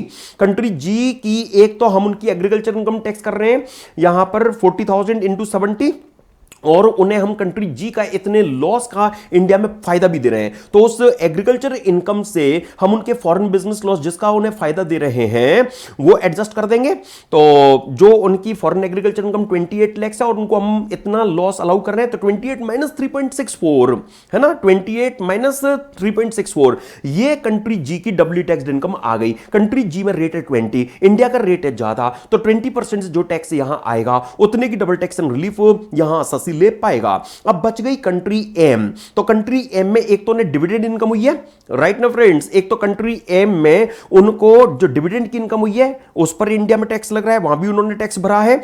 और कंट्री एम में माय डियर फ्रेंड्स इसके अलावा उन्हें एक बार देखते हैं, कंट्री एम में एक तो डिविडेंड की इनकम थी और दूसरा रेंटल इनकम दैट इज 22,54,000 की। तो अब यहां पर गलती कहां होती है वो स्कोप हमें खत्म करना है। सबसे पहले तो एक तो यस माय डियर फ्रेंड्स, ये जो रेंटल इनकम है ये कंट्री एम की 22,54,000 और दूसरा डिविडेंड इनकम 21 लाख। तो सर डिविडेंड इनकम के लिए तो गिवन है 10%, और इंडिया का रेट है कितना 34.3456%, तो 10% से जो डबल टैक्स रिलीफ वो दो, ऐसा नहीं है। जो डबल टैक्स रिलीफ दी जाती है वो एवरेज रेट ऑफ टैक्स से दी जाती है, इनकम स्पेसिफिक रेट से नहीं। मतलब हमें कंट्री एम का जो एवरेज रेट ऑफ टैक्स है वो जानना होगा। तो कंट्री एम में इन्होंने जो टैक्स पे किया है, बेसिकली इन्होंने कंट्री एम में जो डिविडेंड इनकम थी उस पर 10% की रेट से इतना टैक्स पे किया है, और जो इनकी रेंटल इनकम थी, हाँ उस रेंटल इनकम से उन्हें वहां पर कोई और डिडक्शन वगैरह, जो इनकी रेंटल इनकम थी यस माय डियर फ्रेंड्स, उस रेंटल इनकम पर इन्होंने जो टैक्स है वो वहां पर अदरवाइज जो उनका रेट हमें गिवन है, मैं दिखाता हूं आपको क्वेश्चन में। कंट्री एम को, कंट्री एम में जो रेंटल इनकम है उस पर 15% की रेट से जो टैक्स है वो उनको वहां पे करना होता है ना। तो यस माय डियर फ्रेंड्स, तो $52,000 उन्होंने रेंटल इनकम कंट्री एम में कमाया, $30,000 उन्होंने डिविडेंड कमाया, कंट्री एम में $82,000 की टोटल इनकम कमाई, इस पर उन्होंने टैक्स दिया $5200 का, और एक मिनट, इस पर मतलब 15% की रेट से उन्होंने जो टैक्स है वो पे किया $7,800 का, और इस पर उन्होंने 10% 18% की रेट से टैक्स पे किया $3,000 का, तो टोटल $10,800 का उन्होंने इतने अमाउंट पर टैक्स पे किया। तो ऑन एंड एवरेज जो रेट है वो आप इस तरीके से यहां निकाल पाएंगे। देखिए जरा, तो यहां पर वही हो रहा है, टोटल $82,000 से हम 3 + 7,800 मतलब 10,800 डिवाइड बाय $82,000 कर रहे हैं। ये एवरेज रेट ऑफ टैक्स आ गई कंट्री एम की।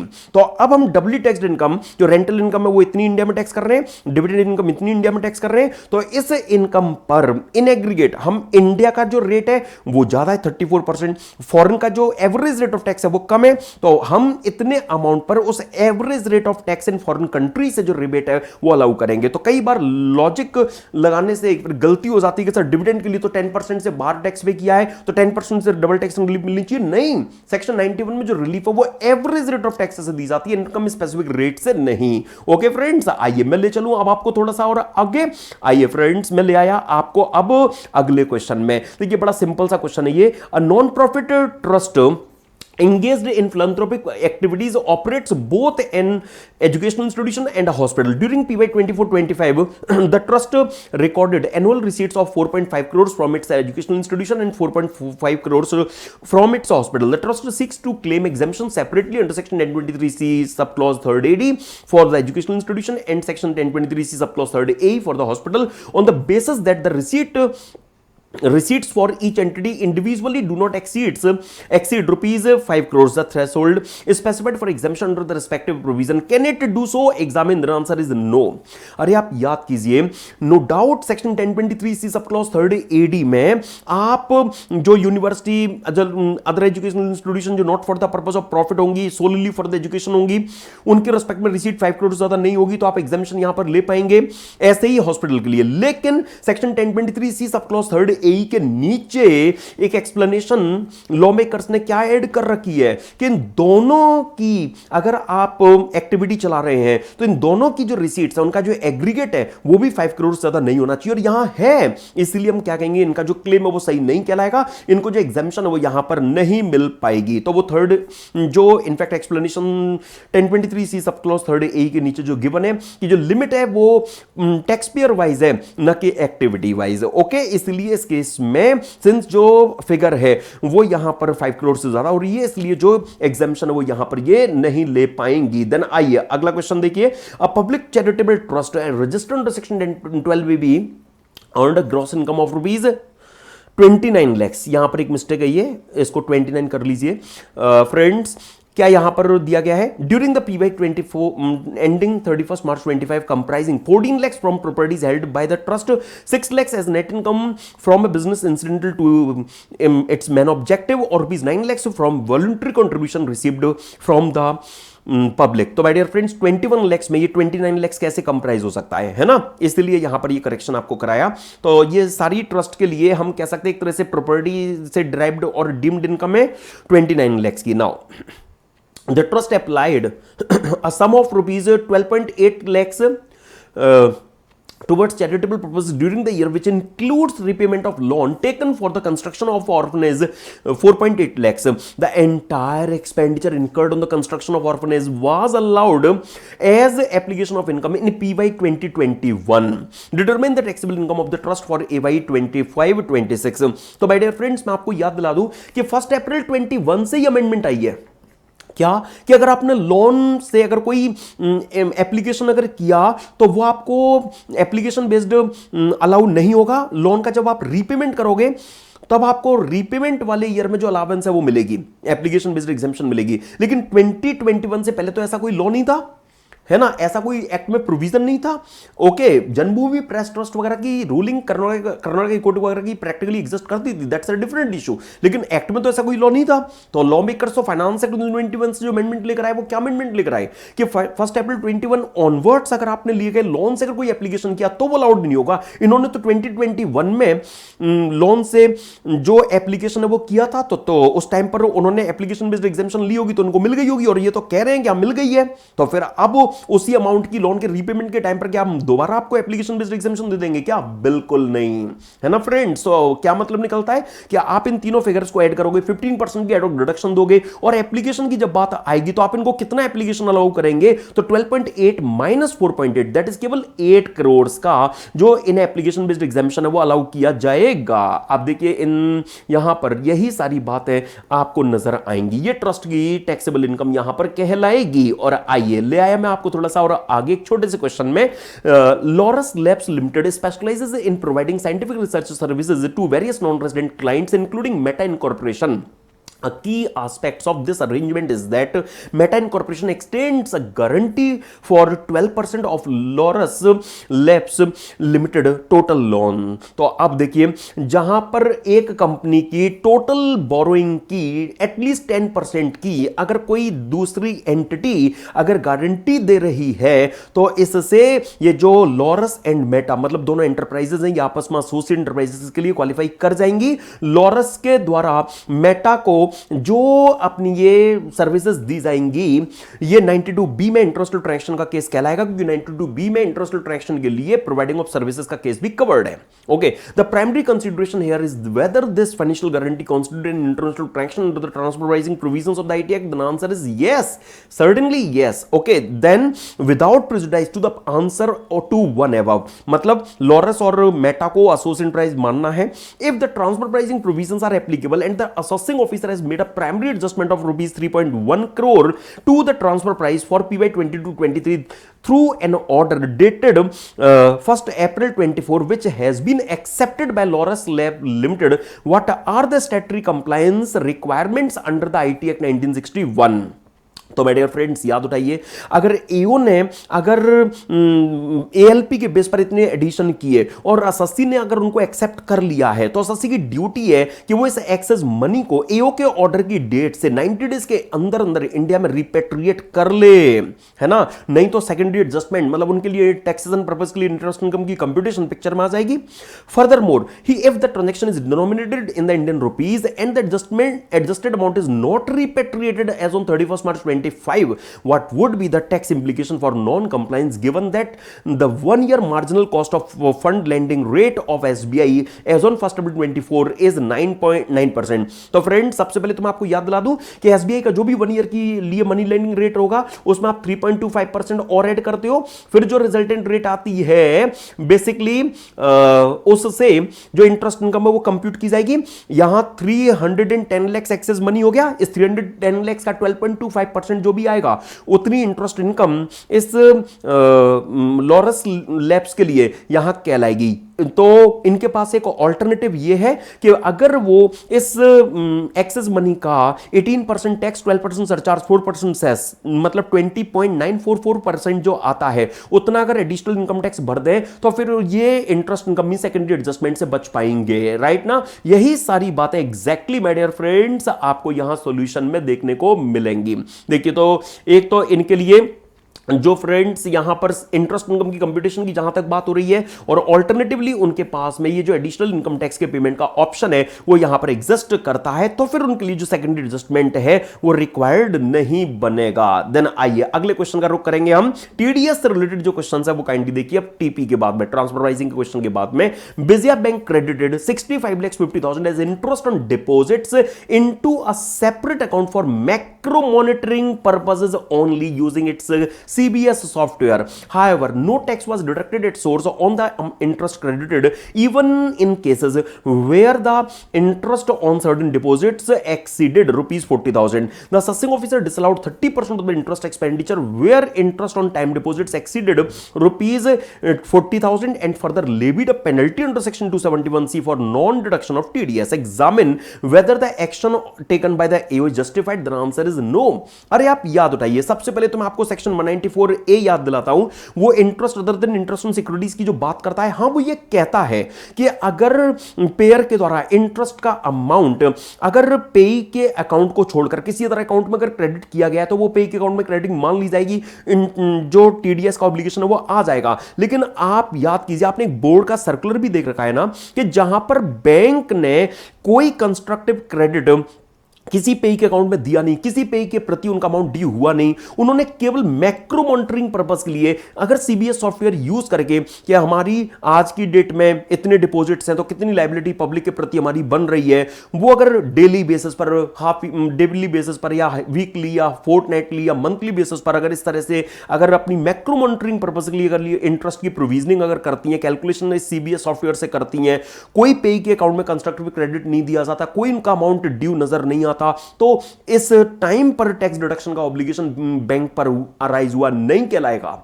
ऐसे केस में एओ अगर उनको खर्चा डिसअलाउ करने की बात कर रहा है, पेनल्टी लगाने की बात कर रहा है, तो एओ का जो एक्शन है वो टीनेबल इन लॉ नहीं कहलाएगा। बैंक की ड्यूटी कब अराइज होगी? जब बैंक ईयर एंड पर जितना इंटरेस्ट एक्रू हो जाएगा या उससे पहले अगर वो इंटरेस्ट अपने अकाउंट होल्डर्स को, डिपॉजिट होल्डर को पे करने के लिए लायबल बन जाएंगी, तब उनकी इंटरेस्ट की लायबिलिटी अराइज होगी। केवल मैक्रो मॉनिटरिंग पर्पस के लिए सीबीएस सॉफ्टवेयर यूज कर लेने से उन्होंने इंटरेस्ट की कैलकुलेशन अगर कर ली तो उन पर टीडीएस का जो ऑब्लिगेशन है वो यहां अराइज नहीं हो जाएगा, और एओ का जो ये पेनल्टी का जो एक्ट है वो यहां पर tenable in law, that is valid in law, treat नहीं किया जाएगा। देन आइए जरा अगला क्वेश्चन देखिए प्लीज।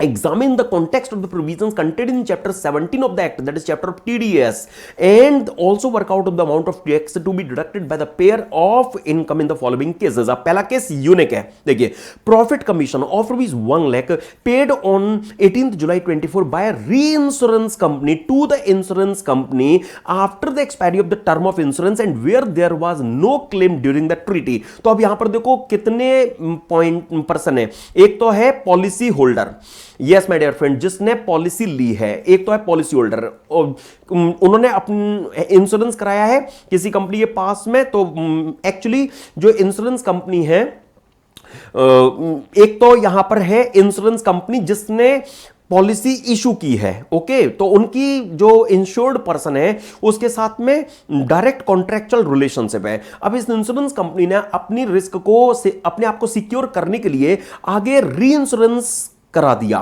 ओके।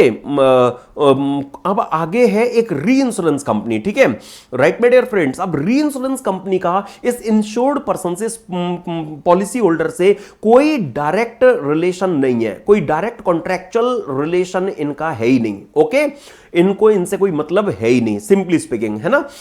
तो यहां क्योंकि उन्होंने तो री इंश्योरेंस किया है।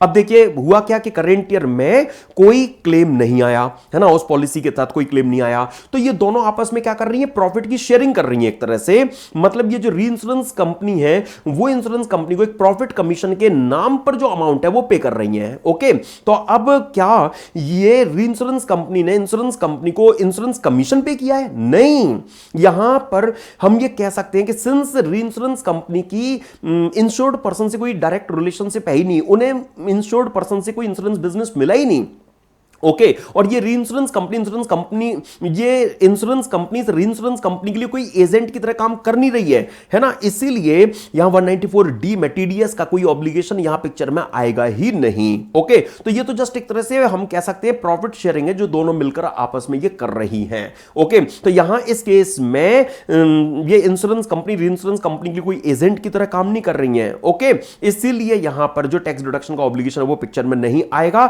Then Amrish part-time director of Trust Private Limited was paid an amount of ₹310 as fees which was actually in the nature of commission on sales for the period 1st April to 30th June। तो dear friends, अगर कोई company ने अगर अपने director को अगर other than income chargeable under the head salary अगर कोई पेमेंट किया है तो 194J में 10% जो टीडीएस का ऑब्लिगेशन है वो यहां पर कंपनी पर अराइज होगा। देन अगला पॉइंट देखिए, यही आपको सॉल्यूशन में बातें लिखी मिलेंगी। Taken limited an Indian company engaged in the manufacturing and trading of video games under the brand name Time to Die undertook a large scale publicity campaign in overseas market to boost export sales. As part of its online advertising strategy, the company hired Moonland Incorporation, an Australian based company with no permanent establishment in India, for digital advertising services. Taken Limited paid ₹20 lakhs to Moonland Incorporation for its services in the PY 24-25. Discuss the tax and TDS implications of such transactions both in the hands of Taken Limited and Moonland Incorporation। तो पहले तो मैं आपको यहां पर यही कहना चाहूंगा कि ये जो ऑस्ट्रेलियन कंपनी है जिसका इंडिया में कोई पी नहीं है, अगर इस इंडियन कंपनी ने अगर ऑनलाइन एडवर्टीजमेंट की सर्विसेज ली है तो इस पर 6% जो इक्वलेशन लेवी है वो यहां पर इस इंडियन कंपनी को इनसे डिडक्ट करके गवर्नमेंट को जमा करानी पड़ेगी। 20 लाख का 6% जो इक्वलेशन लेवी है वो इंडियन कंपनी को डिडक्ट करके गवर्नमेंट को जमा कराएगी। अगर नहीं कराई तो सेक्शन 4DA(1)(b) में इनका पूरा खर्चा डिसअलाउड हो जाएगा। और जो ये रेसिपिएंट है मूनलैंड इनकॉर्पोरेशन, इनके लिए सेक्शन 10 क्लॉज 50 में माय डियर फ्रेंड जो रिसीट है वो एग्जाम्प्ट कराएगी क्योंकि ये इक्वलेशन लेवी के लिए चार्जेबल अमाउंट है। ओके, अच्छा देन आगे देखिए फ्रेंड्स, अगला question, the board for advance ruling has the power of issuing commissions, examine the correctness or otherwise of the statement. हम कहेंगे ये स्टेटमेंट बिल्कुल करेक्ट है। अरे आप याद उठाइए, ये तो मैंने एडवांस रूलिंग चैप्टर के रिवीजन सेशन तक मैं आपको रिफ्रेश करा रखा है। सेक्शन 245U आपने वहां देख रखा है ना कि जो इनकम टैक्स अथॉरिटी को सेक्शन 150, जो इनकम टैक्स अथॉरिटीज को सेक्शन 131 में जो पावर है वो लॉ मेकर्स ने authority for advance, board for advance ruling के लिए भी एक्सरसाइजेबल बना दी है। और वहां पर कमीशन इशू करने की पावर भी तो है ना। याद करो वो डिस्कवरी इंस्पेक्शन की, किसी पर्सन की अटेंडेंस एनफोर्स करने के लिए, उस पर एग्जामिनेशन करने की, बुक्स ऑफ अकाउंट्स का प्रोडक्शन कंपेल करने की और कमीशन इशू करने की। तो जो पावर सीपीसी 1908 में वेस्टेड है वो पावर इनकम टैक्स अथॉरिटीज को 131 में वेस्टेड बनाई गई और वही power board for advance ruling के लिए भी एक्सरसाइजेबल बना दी गई। तो ये स्टेटमेंट एकदम सही है। देन असेसमेंट प्रोसेस चैप्टर में रिटर्न फाइलिंग से रिलेटेड क्वेश्चन देखिए, examine whether the following persons are required to file return of income for AY 25-26 giving brief reasons for your answer. पहला, Mr Govind 28 years old started his business in PY 24-25 making in it his first year of operations. During the year his turnover from business are amounted to rupees 70 lakhs and his total income as computed from his books of accounts is rupees 2 lakhs. He has no other source of income and has not claimed any deduction under chapter 6 और 10W of the IT Act. तो ये जो mister Govind है इनकी जो income है, इनकी TI GTI basic examination limit ज्यादा नहीं है। हाँ 2.5 lakhs ऑप्शनल टैक्स रिजीम में 3 lakhs 115 BSE में उनसे ज्यादा नहीं है। लेकिन सिंस उनकी बिजनेस में जो टर्नओवर है वो 60 लाख रुपीस से ज्यादा है। आप याद उठाइए सेक्शन 139(1) में 7th प्रोविजो में बोर्ड के पास पावर है ना कि वो कुछ क्राइटेरिया प्रिस्क्राइब कर सकते हैं। अगर ऐसा कोई क्राइटेरिया मेट आउट होगा तो रिटर्न फर्निश करने के लिए एसएससी रिक्वायर्ड बनेगा। और बोर्ड ने जो नोटिफिकेशन इशू की उसमें इस तरह का जो क्राइटेरिया है वो उन्होंने प्रिस्क्राइब कर रखा है। याद उठाइए अगर बिजनेस में टर्नओवर अगर 60 लाख रुपीस से अगर ज्यादा होगी तो उस केस में एसएससी के लिए रिटर्न फर्निश करना रिक्वायर्ड बनेगा, है ना फ्रेंड्स। तो इसलिए हम कहेंगे कि ये जो एसएससी है वो रिटर्न फर्निश करने के लिए यहां पर रिक्वायर्ड ट्रीट किए जाएंगे। लेकिन जरा अगला केस देखिएगा please, Mr Bikki aged 54 years received a gift of rupees 50 lakhs from his son Mr Shravan aged 26 years who is employed in the company. He deposited the entire amount that is 50 lakhs his savings bank account with IDFC bank on 28th March 25. Subsequently, on 25th April 25, he utilized 30 lakhs from the said sum to purchase a residential flat for self-occupation, while the remaining balance was transferred to a 1-year fixed deposit on 28th April 25. Mr. Bicky doesn't maintain any other bank account and doesn't have any additional source of income except for the interest accrued on the FD.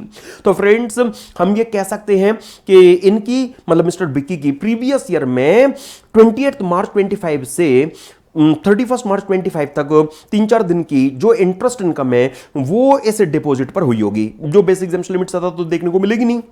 लेकिन आप याद उठाइए board ने क्या prescribe कर रखा है कि अगर आप सेविंग अकाउंट में अगर 50 लाख रुपीस से ज्यादा अमाउंट डिपॉजिट कराते हैं तो आपके लिए रिटर्न फर्निश करना रिक्वायर्ड कहलाएगा। Yes my dear friends, assessment process chapter में ही आपको इस तरह की जो बात है वो वहां पर देखने को मिलती है कि अगर आपने सेविंग अकाउंट में अगर 50 लाख रुपीस एग्जैक्ट 50 लाख भी अगर है तो बात बन जाएगी। 50 लाख रुपीस से ज्यादा अमाउंट अगर आपने डिपॉजिट कराया तो आपके लिए रिटर्न फर्निश करना रिक्वायर्ड यहां पर कहलाएगा।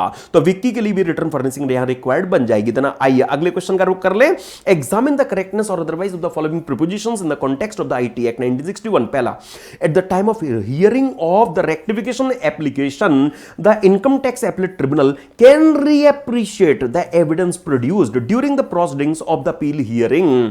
क्या ये जो स्टेटमेंट है वो करेक्ट है? हम कहेंगे ना, ये स्टेटमेंट बिल्कुल रॉन्ग है।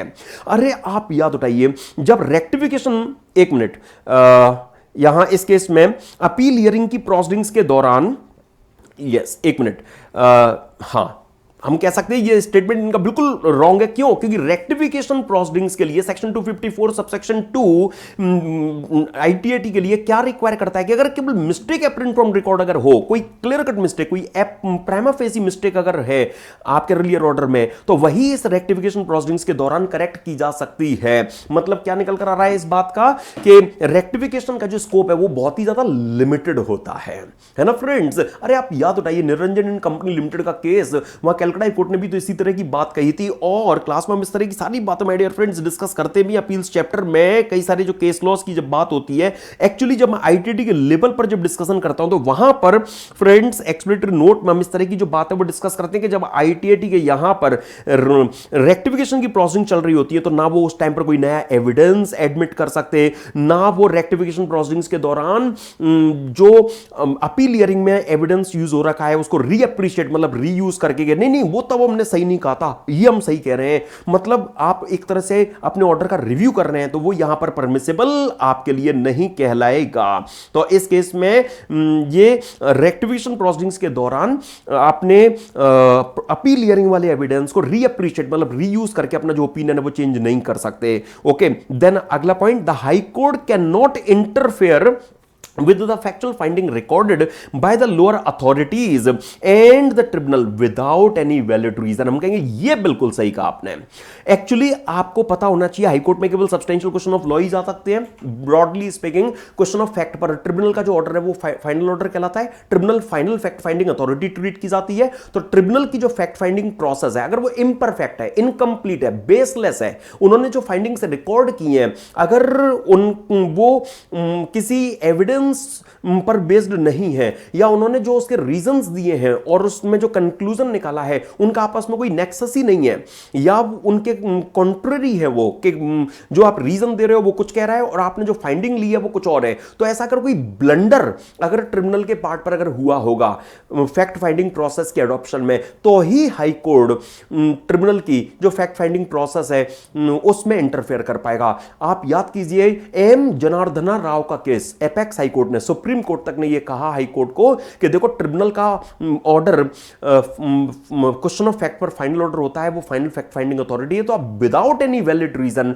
उनकी फैक्ट फाइंडिंग प्रोसेस में इंटरफेयर नहीं करेंगे। वो इंटरफेरेंस केवल और केवल इस तरह के केसेस में पॉसिबल है कि जहां पर ट्रिब्यूनल की जो फैक्ट फाइंडिंग प्रोसेस है वो अगर इनकंप्लीट है, इम्प्रॉपर है, इम्परफेक्ट है, बेसलेस है ना, जहां पर उन्होंने जो फैक्ट फाइंडिंग प्रोसीडिंग्स में कंक्लूजन मतलब जो फाइंडिंग निकाली है और जो उसका रीजन दिया है वो आपस में कोई नेक्सस ही नहीं है, उनमें कोई रिलेशन ही नहीं है या कॉन्ट्ररी है एक दूसरे के, है ना। तो इस तरह के ब्लंडर और एपरेंट मिस्टेक वाले जो केस है उनमें जो हाई कोर्ट है वो इंटरफेयर कर सकते हैं। नॉर्मली ट्रिब्यूनल की जो फैक्ट फाइंडिंग प्रोसेस है उसमें वो इंटरफेयर नहीं करेंगे। ओके, अब देखना सॉल्यूशन में आंसर में आपको इसी तरह की बात और यही केस लॉज आपको एग्जैक्टली नजर आएंगे जो अपील्स चैप्टर में हम डिस्कस करते हैं। आइए अब मैं आपको ले आया हूं पेनल्टीज चैप्टर से रिलेटेड जो क्वेश्चन है उसमें। Determine the penalty leviable under section 270 of the IT Act 1961 in the case of Alibaba limited an Indian company considering that none of the additions or allowances made under the during the assessment reassessment fall under section 270 subsection 6। जहां पर under reporting of income में case नहीं आ पाता, ऐसा कोई case नहीं है, मतलब अंडर रिपोर्टिंग ऑफ इनकम का केस बन पाएगा। And that the under reported income doesn't result from miss reporting, तो मतलब 200% वाली पेनल्टी नहीं लगनी है। अब आपको जो टोटल इनकम के पर्टिकुलर्स हैं वो असेसी इंडियन कंपनी के एज पर रिटर्न उनका लॉस इतना था, 143(1) में प्रोसेसिंग में लॉस इतना रह गया, असेसमेंट में उनका लॉस इतना रह गया और रीअसेसमेंट में इनकम में लॉस कन्वर्ट हो गया। The total turnover of Alibaba PY 22-23 के लिए 350 करोड़ रही है। Company has not opted for section 115 BAA और BAB, तो मतलब हम कह सकते हैं कि इनकी 400 करोड़ से ज्यादा टर्नओवर नहीं है। इसका मतलब अलीबाबा के लिए जो टैक्स रेट है वो 25% यहां पर लगना है। इस इंडियन कंपनी के लिए जो टैक्स रेट है वो 25% यहां पर लगना है। ओके, अब आपको रिक्वायर क्या किया गया है, आप पेनल्टी का अमाउंट बताइए। हाँ my dear friends, assessee company के लिए आपको बस जो पेनल्टी का अमाउंट है वो यहां पर बताना है। तो ठीक है, अब इस केस में असेसमेंट और रीअसेसमेंट दोनों लेवल पर ओके, तो असेसमेंट के लेवल पर पहले बात करते हैं। तो असेसमेंट में पक्की बात है कि 2.5 लाख रुपीस के एडिशन हुए होंगे, राइट ना, तभी तो 7.5 लाख रुपीस का जो लॉस है वो 5 लाख रह गया। तो 2.5 5 lakh rupees under reported income इनकी कहलाएगी असेसमेंट के लेवल पर, और इस 2.5 लाख का 25% टैक्स 4% सेस, जो भी रिजल्ट आएगा माय डियर फ्रेंड्स उसका 50% पेनल्टी लग पाएगी।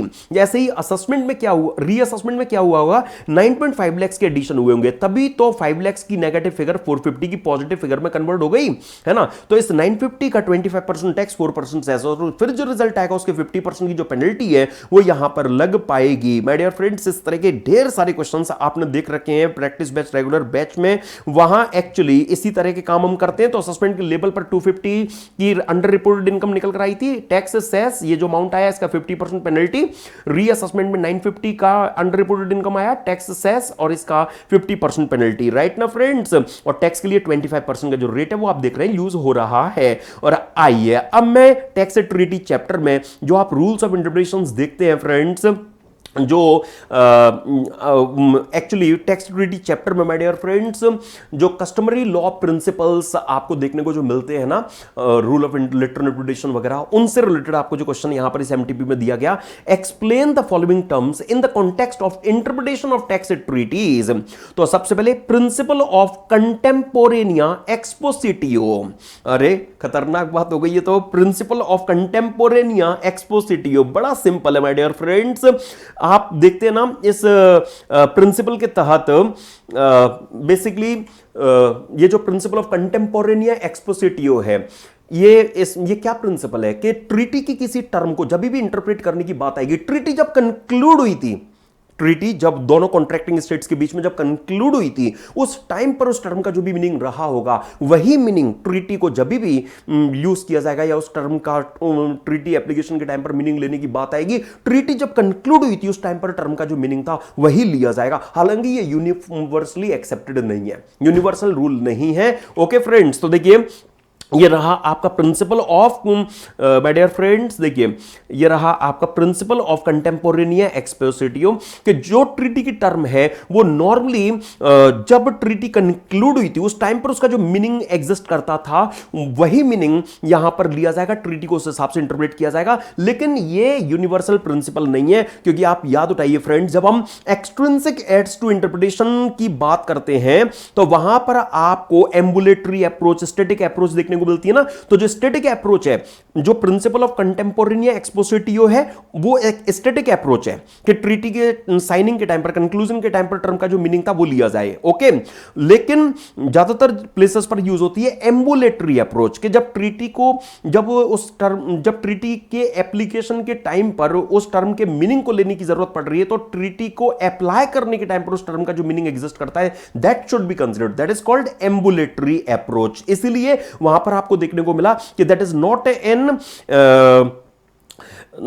Universal principle. ओके फ्रेंड्स, तो प्रिंसिपल ऑफ कंटेम्पोरेनिया एक्सपोसिटियो आपको मैं उम्मीद करता हूं कि रेफरेंस यहां पर हो गया होगा। ओके, अच्छा आइए अब मैं ले चलता हूं आपको जो दूसरी बात वहां पर कही गई है फ्रेंड्स, आपको फॉलोइंग टर्म में दूसरी टर्म देखिए, टेलियोलॉजिकल इंटरप्रिटेशन। ये जो टेलियोलॉजिकल इंटरप्रिटेशन है इसको हम पर्पसिव कंस्ट्रक्शन भी कहते हैं। याद कीजिए फ्रेंड्स, मैं याद दिलाता हूं आपको कि ट्रीटी को जब इंटरप्रेट करने की बात आएगी तो इस तरह से इंटरप्रेट किया जाए जिससे कि ट्रीटी का जो पर्पस है वो सॉल्व हो पाए, इसलिए इसको ऑब्जेक्ट एंड पर्पस मेथड भी हम कहते हैं। देखो जरा, ये रहा टेलियोलॉजिकल और पर्पसिव इंटरप्रिटेशन, कि जब ट्रीटी को इंटरप्रेट करने की बात आएगी तो इस तरह से इंटरप्रेट किया जाएगा जिससे वो ट्रीटी जिस एम एंड ऑब्जेक्टिव के साथ हुई थी वो अटेन हो पाए, इसलिए इस अप्रोच को हम ऑब्जेक्ट एंड पर्पस मेथड भी कहते हैं। इस रिलेशन में आपको याद होगा फ्रेंड्स, मैं जब आपके साथ में एक्सट्रिंसिक एक्ट्स की बात करता हूं तो वहीं पर हम प्रियम्बल की जब बात करते हैं तो वहां पर हम एक आजादी बचाओ आंदोलन का केस भी डिस्कस करते हैं। आजादी बचाओ आंदोलन का जो केस है माय डियर फ्रेंड, जिसमें सुप्रीम कोर्ट ने कहा कि अगर इंडो मॉरिशस ट्रीटी के प्रियम्बल में लिखा है कि ये दोनों कंट्रीज आपस में म्यूचुअल ट्रेड एंड इन्वेस्टमेंट को एनकरेज करने के लिए अगर आपस में एंटर कर रही हैं तो इस ऑब्जेक्ट और पर्पस को ध्यान में रखकर ट्रीटी को इंटरप्रेट किया जाएगा, दैट इज कॉल्ड टेलियोलॉजिकल और पर्पसिव कंस्ट्रक्शन। आप देखेंगे आपको आंसर में इस तरह की जो रूलिंग है उसका जिक्र भी वहां पर देखने को मिलेगा। ओके, एंड आइए मैं ले आया अब आपको थोड़ा सा और आगे देखिए, इन अ सर्च ऑपरेशन, देखिए अब इनकम टैक्स पावर चैप्टर से रिलेटेड क्वेश्चन देखिए, in a search operation conducted under section 132 of the IT Act on 31st October 25 the department seized cash amounting to ₹25 lakhs। The assessee after duly explaining the source of the seized case submitted an application on 15th December 24 requesting its release. However, the department declined the request. The SASI seeks your opinion on the following issues. क्या पहला, can the department retain the seized case even after the SASI has explained its source? If yes, then to what extent and up to what period? मैं आपको याद दिला दूं, section 132B में my dear friends, आप subsection 1 में जो proviso देखते हैं वो क्या कहता है कि हां, अगर SASI के यहां से मनी सीज किया गया है तो अससी अपनी सीज्ड असेट को रिलीज कराने के लिए एप्लीकेशन दे सकता है। मंथ ऑफ सीजर के क्लोज होने से 1 मंथ में उन्हें रिलीज कराने के लिए एप्लीकेशन देनी है। उन्होंने जो एप्लीकेशन सबमिट की है माय डियर फ्रेंड्स, वो एक मिनट, यहां इस केस में पहले तो मैं आपको यह क्लियर कर दूं, 31 अक्टूबर 24 को जो उनके पास से मनी है वो सीज किया है ना, 31 अक्टूबर 24 को। अब देखो यहां पर भी एक बात आपने कंसीडरेशन में लेकर चलनी है, 31 अक्टूबर 24 को इन्होंने इनके यहां से जो मनी है वो सीज हुआ है। ओके, अब इन्हें अगर रिलीज कराने के लिए अप्लाई करना है तो इनके पास में मंथ ऑफ सीजर से 1 मंथ होता है, राइट। तो अब इस केस में इन्होंने जो रिलीज कराने के लिए एप्लीकेशन दी है वो 15 दिसंबर 24 को यहां पर इन्होंने रिलीज कराने के लिए एप्लीकेशन ये दी हुई है। अगर ये नेचर एंड सोर्स एक्सप्लेन कर देते हैं, अब देखिए मंथ ऑफ सीजर से अगर मैं यहां अगर मंथ ऑफ सीजर से अगर हम यहां पर 1 मंथ अगर चेक करेंगे तो इस केस में फ्रेंड्स वो 30 नवंबर आना चाहिए, 30 नवंबर यहां पर आना चाहिए। देखिए मैं आपको पहले ये चीजें रिकॉल कराता हूं, इनकम टैक्स जरूरी पावर चैप्टर में सेक्शन 132B जब आप देखते हैं तो वहां सेक्शन 132B में माय डियर फ्रेंड्स इस तरह की जो टाइम लिमिट है वो आपको वहां पर देखने को मिलती है। मैं रखता हूं वो पॉइंट आपके सामने, इसको रिकॉल कराता हूं। हालांकि जो आपको सजेस्टेड आंसर दिया गया उसमें इस हद तक जो चीजें हैं, मतलब इस एमटीपी का जो आंसर रिलीज किया गया उसमें इस हद तक जो चीजें वो आपको वहां प्रोवाइड नहीं की गई हैं, लेकिन फिर भी एक मिनट, सबसे पहले तो मैं आपको ये रिकॉल करा दूं कि आपको जो मनी जो आपको अपनी एक्सप्लेन्ड असेट है, अगर आप उसका नेचर एंड सोर्स एक्सप्लेन कर देते हैं तो मंथ ऑफ सीजर के क्लोज होने से 30 डेज के अंदर, है ना, 1 मंथ दैट इज 30 डेज के अंदर आपको रिलीज कराने के लिए उसको अप्लाई करना होता है ना। तो जो हम अभी 1 मंथ की बात कर रहे थे, बेसिकली 30 डेज के अंदर आपको रिलीज कराने के लिए एप्लीकेशन देनी होती है। लेकिन इनकम टैक्स एक्ट में माय डियर फ्रेंड्स, अगर हम कोई भी अपील या एप्लीकेशन की टाइम लिमिट जब कंप्यूट करने की बात कर रहे होते हैं तो सेम डे को वहां पर हम कंसीडरेशन में नहीं लेते हैं। याद है सेक्शन 268 अपील्स चैप्टर में आप जो देखते हैं कि अगर आप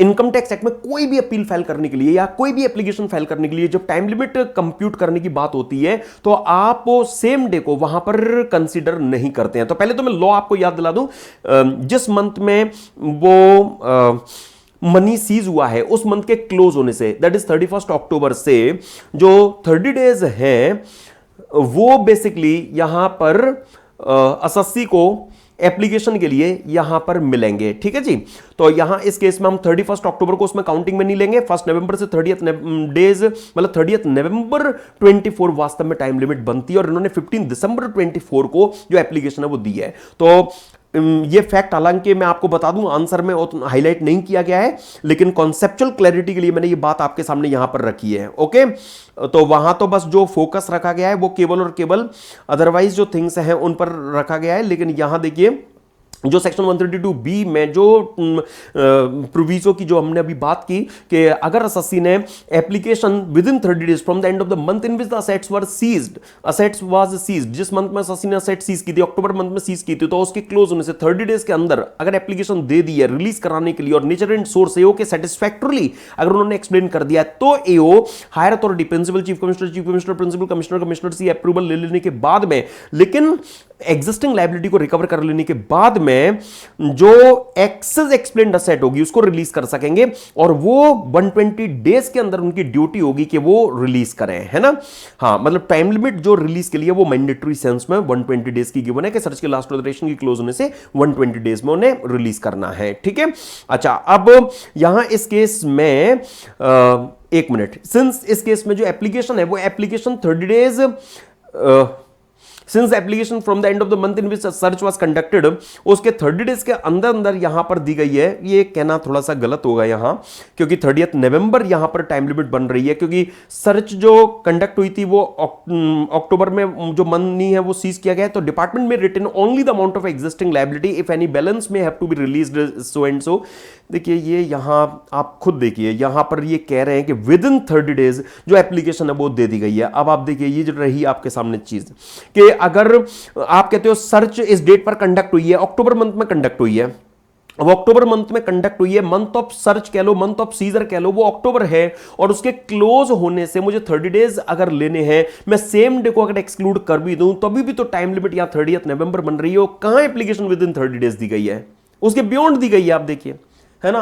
तो यहां पर एक मैं क्या बोलूं, अब पहले एक करेक्शन कराया था, अब आपको एक दूसरा करेक्शन यहां पर करा देता हूं। चलो इंस्टीट्यूट वाली जो बात है वो रखने के लिए यहां माय डियर फ्रेंड्स मैं एक काम करता हूं, यहां 15 नवंबर कर देता हूं, उनका मन खुश कर देते हैं, ठीक है, उनको सही बना देते हैं, 15 नवंबर कर देता हूं फ्रेंड्स यहां पर, ठीक है। तो हां, अब हम कह सकते हैं कि विद इन 30 डेज जो एप्लीकेशन है मंथ ऑफ सीजर के क्लोज होने से वो यहां पर दे दी गई है, ठीक है।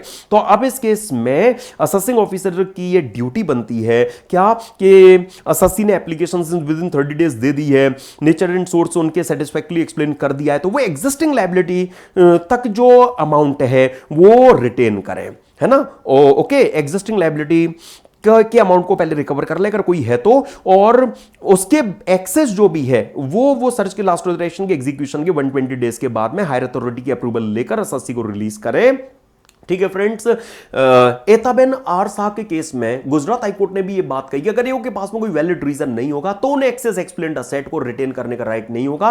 भले लॉ में टर्म यूज की गई है मे, लेकिन एओ की ड्यूटी होगी कि वो एक्सेस एक्सप्लेन्ड असेट को विद इन 120 डेज रिलीज करें। रेगुलर बैच में सारे केस लॉज वगैरह हम डिस्कस करते हैं, तो यहां मे टर्म आपको सोल्यूशन में देखने को मिलेगी, इसलिए आप कंफ्यूज ना हो, उसके लिए मैंने ये बात आपको रिकॉल यहां कराई। तो एक लाइन में अगर हम ये कंक्लूड करें तो कह सकते हैं कि एओ एक्सेस एक्सप्लेन्ड असेट तक जो सीज्ड कैश है उसको रिटेन कर सकता है, उसके बाद में जो एक्सेस एक्सप्लेन्ड असेट है उसको केवल 120 डेज तक रिटेन कर सकता है। ओके, अच्छा, और अगर हम ये कहें कि भाई डिपार्टमेंट ने इसलिए उनकी रिक्वेस्ट को डिक्लाइन कर दिया है क्योंकि वो नेचर एंड सोर्स के एक्सप्लेनेशन से सेटिस्फाइड नहीं थे, तो असेसी कुछ नहीं कर सकता, ठीक है जी। आइए अब ले चलता हूं आपको गार से रिलेटेड जो क्वेश्चन यहां पर आपको दिया गया है उसमें। तो under the tax treaty between India and country X, capital gain from the sale of shares of Red Chillies Limited and Indian company are taxable only in country X provided the transferor is a resident of country X, except when transferor holds more than 10% equity in Red Chillies Limited. X Limited, a resident of country X, invests in Red Chillies Limited through its two wholly owned subsidiaries Lalit Limited and Mohan Limited, both incorporated in country X. Each subsidiary individually holds 9.95% shares, resulting in a combined holding of 19.9% in Red Chillies Limited. The subsidiaries sell the shares of Red Chillies Limited and claim exemption as each is holding less than 10% equity shares in the Indian company. Examine whether GAR be invoked in denied treaty benefit. The answer is yes. मैं आपको याद दिला दूं, गार के जो provisions हैं उसका जो चार्जिंग सेक्शन 95 वो क्या कहता है कि किसी अरेंजमेंट को impermissible avoidance arrangement my dear friends treat किया जा सकता है, उस पर गार के जो प्रोविजंस हैं उनको इन्वोक किया जा सकता है। और impermissible avoidance arrangement my dear friends section 96 में डिफाइन किया गया है। इम्परमिसिबल अवॉइडेंस अरेंजमेंट में किस तरह का अरेंजमेंट कवर किया गया है, कोई भी ऐसा अरेंजमेंट जिसका main purpose tax benefit obtain करना रहा हो, और कुछ टेस्ट हम आपको देंगे, उसमें से कोई टेस्ट अगर फुलफिल हो रहा हो, और जो टेस्ट दिए गए हैं उसमें जो दूसरा टेस्ट क्या है कि जहां ऐसे अरेंजमेंट का रिजल्ट अगर किसी प्रोविजन का डायरेक्टली इनडायरेक्टली मिसयूज और अब्यूज हो, मतलब जहां पर आप जो लिखी गई बात है उसको इन लेटर मतलब वर्डली तो फॉलो कर रहे हैं बट नॉट इन स्पिरिट और सब्सटेंस। मतलब अगर इंडियन गवर्नमेंट ने यह एग्री किया कि फॉरेन कंट्री मतलब आपकी कंट्री का कोई कंपनी अगर हमारे यहां की कंपनी में 10% ज्यादा शेयर्स अगर होल्ड नहीं करेगा तो उनको हम यहां टैक्स नहीं करेंगे, तो ये तो इंडियन गवर्नमेंट की कभी इंटेंशन नहीं हो सकती ना कि आपके यहां की कोई कंपनी जो 10% ज्यादा होल्डिंग हमारे यहां की किसी कंपनी में करना चाहती है तो वो उस होल्डिंग को स्प्लिट कर दे, अलग अलग कंपनियों से वो कराए तो हमसे टैक्स बेनिफिट ले जाए, ये तो उनकी इंटेंशन कभी नहीं हो सकती ना।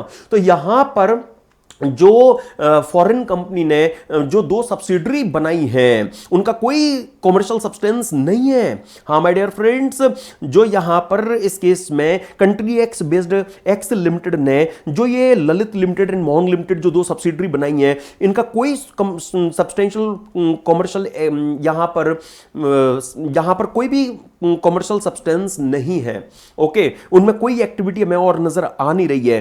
केवल और केवल यहां पर एक्स लिमिटेड ने अपनी होल्डिंग जो वो इकट्ठी खुद अगर करती इंडियन कंपनी रेड चिलीज में तो उनको ट्रीटी का बेनिफिट नहीं मिल पाता, इसलिए उन्होंने उसको स्प्लिट कर दिया।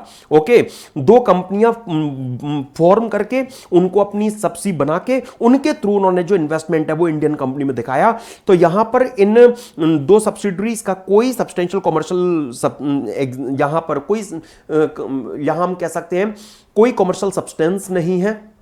ठीक है फ्रेंड्स, यहां पर अगर एक्स लिमिटेड डायरेक्टली भी अगर इन्वेस्टमेंट करती तो जितना फंड वो डायरेक्टली पे करती, जितना उनको रिस्क होता, जितना कैश आउटफ्लो होता, वही ललित लिमिटेड और मोहन लिमिटेड के थ्रू जब उन्होंने किया तभी भी वही हो रहा है। तो सर्टेनली ये टेंटेड एलिमेंट के एग्जिस्टेंस का केस है। यहां पर टैक्स बेनिफिट ऑब्टेन करने के लिए, ट्रीटी अब्यूज के लिए ये जो यहां पर काम है वो ये country x based x limited यहां कर रही है। तो याद कीजिए फ्रेंड्स, आप गार चैप्टर में देखते हैं ना कि ऐसे केस में ऐसे अरेंजमेंट को इम्परमिसिबल अवॉइडेंस अरेंजमेंट ट्रीट किया जा सकेगा, गार के प्रोविजन इन्वोक हो सकेंगे। और गार के प्रोविजन इन्वोक होने का मतलब क्या कि ट्रीटी बेनिफिट को डिनाई किया जा सकेगा। जो कैबिन आप सोच रहे हो कि इंडिया में टैक्स ना हो, वो इंडिया में टैक्स किया जा सकेगा। बिल्कुल एग्जैक्ट जो केस स्टडी है वो हम क्लास में जो डिस्कस करते हैं वैसा ही क्वेश्चन आपको यहां पर ये प्रोवाइड किया गया है। और आइए फ्रेंड्स, अब मैं ले आया आपको इस एमटीबी के लास्ट क्वेश्चन में जो पोएम पर बेस्ड आपको दिया गया है। Mischief Limited is a company incorporated in Maldives and 55% of its shares are held by Kaveri Private Limited in an Indian company. Mischief Limited has its presence in India also. The details relating to Mischief Limited for PY 24-25 are as under. आपको require क्या किया जाएगा, देख नजर आ। Determine the residential status of the Mischief Limited for AY 25-26 if during the financial 24-25 8 board meetings were held, 3 in India and 5 in Maldives. तो हमें यहां पर Mischief Limited का जो रेजिडेंशियल स्टेटस है वो डिटरमाइन करना है। आपको मैं याद दिला दूं कि अगर किसी फॉरेन कंपनी का अगर एक्टिव बिजनेस आउटसाइड इंडिया अगर नजर आएगा, है ना, पहले तो यही डिटरमाइन किया जाएगा जिसमें 4 टेस्ट हमें चेक करने होते हैं कि जो उनकी पैसिव इनकम है वो उनकी टोटल इनकम के 50% से ज्यादा तो नहीं है, उनके इंडियन असेट्स 50% असेट्स से कम है ना, उनके इंडियन एम्प्लॉइज टोटल एम्प्लॉइज के 50% से कम है ना, उनके इंडियन एम्प्लॉइज का जो पेरोल एक्सपेंस है वो टोटल पेरोल एक्सपेंस के 50% से लेस देन है ना। हाँ, तो हम कहेंगे एक्टिव बिजनेस आउटसाइड इंडिया नजर आ गया। मेजॉरिटी ऑफ बोर्ड मीटिंग के बेस पर हम डिसीजन नॉर्मली उनके पोएम का ले पाएंगे, रेजिडेंशियल स्टेटस डिटरमाइन कर पाएंगे, है ना। तो आइए जरा देखिए फ्रेंड्स, इनकी जो असेट्स हैं उनकी जो डिटेल्स हैं वो आप देखिए। इनकी जो इंडियन असेट्स हैं वो फ्रेंड्स यहां पर कितनी हो रही हैं, तो मैं आपके सामने रख देता हूं। तो यहां पर 210, राइट, तो यहां यस। और इनकी जो टोटल असेट्स हैं वो टोटल असेट्स अगर हम यहां पर देखें तो माय डियर फ्रेंड्स, इनकी जो टोटल असेट्स है, फॉरेन असेट्स यहां पर मैं आपके सामने रख देता हूं तो 400, तो इनकी जो टोटल असेट्स है वो 610 हो गई। तो friends Indian assets 210 into total assets multiply कर दो, 210 डिवाइडेड बाय 610 इनटू 100, तो फ्रेंड्स 34% अप्रॉक्स है ना। तो मतलब 50% से तो कम ही है, पक्की बात है ना, 50% से कम है। तो मतलब जो सेकंड टेस्ट है वो फुलफिल हो गया कि इंडियन असेट्स इनकी टोटल असेट्स के 50% से लेस देन है। सेकंड जो पोएम का क्राइटेरिया है, अरे आप याद उठाओ, आप फॉरेन टैक्सेशन चैप्टर में इस तरह की जो बात है वो देखते हैं फ्रेंड्स। चलो मैं आपके सामने यहां पर रखता हूं और क्राइटेरिया, अच्छा चलो दिखा देता हूं आपको। तो जो आपको पोएम से रिलेटेड जो कॉन्सेप्ट्स माय डियर फ्रेंड्स देखने को मिलते हैं वहां पर इसी तरह की जो बातें हैं वो हम करते हैं। तो एक्टिव बिजनेस आउटसाइड इंडिया के लिए जो क्राइटेरियाज वहां पर गिवन है, यस फ्रेंड्स मैं दिखा देता हूं क्विकली आपको, ये देखिए जरा। तो जो सेकंड क्राइटेरिया है कि उनकी जो इंडियन असेट्स है वो उनकी टोटल असेट्स के 50% से लेस देन होनी चाहिए, तो यहां पर पक्का वो लेस देन हमें नजर आ ही रही है, राइट ना। अच्छा, इसके बाद में आगे के जरा फैक्ट्स देखिए। इनकी जो इनकम्स की डिटेल्स हमें दी गई है, ट्रेडिंग ऑपरेशन से इंडिया में इनकम इतनी, मालदीव में इतनी, और जो इंडियन जो ट्रेडिंग ऑपरेशन वाली जो इनकम है, इन इनकम में फ्रेंड्स इन्होंने अपनी एसोसिएटेड एंटरप्राइज से जो ट्रांजेक्शंस किए और मतलब जो भी उन्होंने परचेजेस किए की और एसोसिएटेड एंटरप्राइज को ही वो परचेज्ड गुड्स उन्होंने आगे बेचे, उनसे उन्हें इंडिया में इनकम इतनी हुई और मालदीव में इतनी।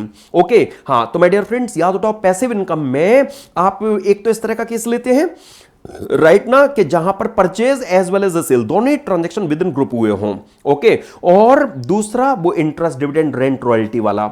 ओके, तो हम ये कह सकते हैं passive income wherever earned, कहीं पर भी अर्न की गई हो वो पैसिव इनकम इनकी कितनी है। तो माय डियर फ्रेंड्स हम कह सकते हैं यहां पर 50, अब देखिए फिगर किस में गिवन है यहां,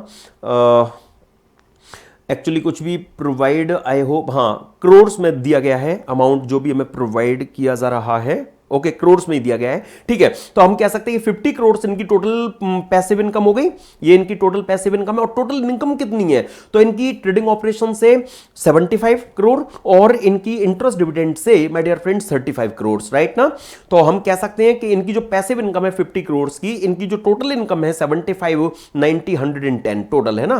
तो आप देखिए 75 प्लस 35, 110, तो इंटू 100, तो रिजल्टेंट जो परसेंटेज है वो मैं आपके लिए निकालता हूं, 50 डिवाइडेड बाय 110 इंटू 100, तो 45.45%, राइट। तो मतलब ये भी 50% ज्यादा नहीं है। तो जो my dear friends first criteria वो भी फुलफिल हो गया। देन इनके जो इंडियन एम्प्लॉइज हैं वो देखिए जरा 70 हैं आउट ऑफ 160, है ना। तो टोटल एम्प्लॉइज इनके 160 हैं इंडिया प्लस मालदीव के मिलाकर। तो आप देखिए कि जो इनके इंडियन एम्प्लॉइज हैं वो भी माय डियर फ्रेंड्स 50% से लेस देन हमें नजर आए। और जो इनके पेरोल एक्सपेंस है, इंडियन एम्प्लॉइज पर इन्होंने 8 करोड़ रुपए खर्च किया है और टोटल जो पेरोल एक्सपेंस इन्होंने टोटल एम्प्लॉइज पर किए हैं वो 20 करोड़ किए, तो मतलब 40% है। तो मतलब ये भी 50% से लेस देन हो गया। तो चारों क्राइटेरिया फुलफिल हो गए। तो मतलब हम कह सकते हैं कि जो मिस्चीफ लिमिटेड का एक्टिव बिजनेस आउटसाइड इंडिया वाला जो दरिया है वो इन्होंने पार कर लिया है ना, ये टेस्ट इनका फुलफिल हो गया है। तो अब ऐसे केस में मेजॉरिटी ऑफ बोर्ड मीटिंग्स अगर इनकी आउटसाइड इंडिया हुई है तो इनका पोइम भी आउटसाइड इंडिया ही प्रिज्यूम किया जाएगा। याद कीजिए फ्रेंड्स, इस तरह की सारी बातें आप वहां पर देखते हैं। तो जहां पर ऑल 4 क्राइटेरियाज मेट आउट हो जाएं तो ऐसे केस में उनका जो एक्टिव बिजनेस आउटसाइड इंडिया वो प्रिज्यूम कर लिया, वो कहलाएगा। और अगर इनकी मेजॉरिटी ऑफ बोर्ड मीटिंग्स अगर आउटसाइड इंडिया अगर कंडक्ट इनकी हुई है तो इनका पोइम भी आउटसाइड इंडिया यहां पर प्रिज्यूम किया जा सकेगा। इतने ही फैक्ट्स गिवन है ना, इसलिए इतना ही डिस्कशन यहां पर काफी हो जाएगा, राइट। तो सिंस इनकी 8 में से 3 मीटिंग्स ही इंडिया में हुई, बाकी 5 मालदीव में हुई, इसलिए मिस्चीफ लिमिटेड का जो रेजिडेंशियल जो पोएम है वो आउटसाइड इंडिया यहां पर कहलाएगा। मतलब ये इंडिया में नॉन रेजिडेंट ट्रीट की जाएंगी। यही आपने हमसे रिक्वायर किया और यही सारी चीजें exactly my dear friends believe me आपको आंसर में देखने को मिलेंगी। कुछ भी अलग से आपको वहां पर नजर नहीं आएगा। तो जो भी हमने ये वर्किंग यहां पर की, परसेंटेज वगैरह वगैरह भी जो निकाले, एक्चुअली जो अल्टीमेट रिजल्ट यहां पर आएगा वो यही आएगा, क्या कि मिस्चीफ लिमिटेड इंडिया में नॉन रेजिडेंट कहलाएंगी। उनका जो पोएम है वो मालदीव में कहलाएगा, आउटसाइड इंडिया ट्रीट किया जाएगा। ओके फ्रेंड्स, तो ये जो सेशन था इसमें मुझे आपको जो सेकंड जो एमटीपी थी वो आपके साथ डिस्कस करनी थी। काफी कुछ जो कॉन्सेप्ट्स है वो आपके रिफ्रेश भी होंगे, ठीक है फ्रेंड्स। और फर्स्ट एमटीपी का भी जो लिंक है वो मैंने आपको इस वीडियो के डिस्क्रिप्शन में दे रखा है। अगर आपने वो अभी नहीं देखी है तो आप उसे क्विकली देख लीजिए, ठीक है फ्रेंड्स। क्योंकि जो भी कॉन्सेप्ट्स वगैरह यहां पर आपको इन क्वेश्चंस वगैरह में दिए गए हैं उनसे रिलेटेड क्वेश्चन आपको एग्जाम में दिया जाए चांस बनता है। तो फ्रेंड्स मैं आपसे मिलूंगा और कुछ अच्छी अच्छी चीजें आपके लिए मैं लाऊंगा ऐसे सेशन में, ठीक है। तो तब तक के लिए goodbye to you, take care, thanks a lot to you.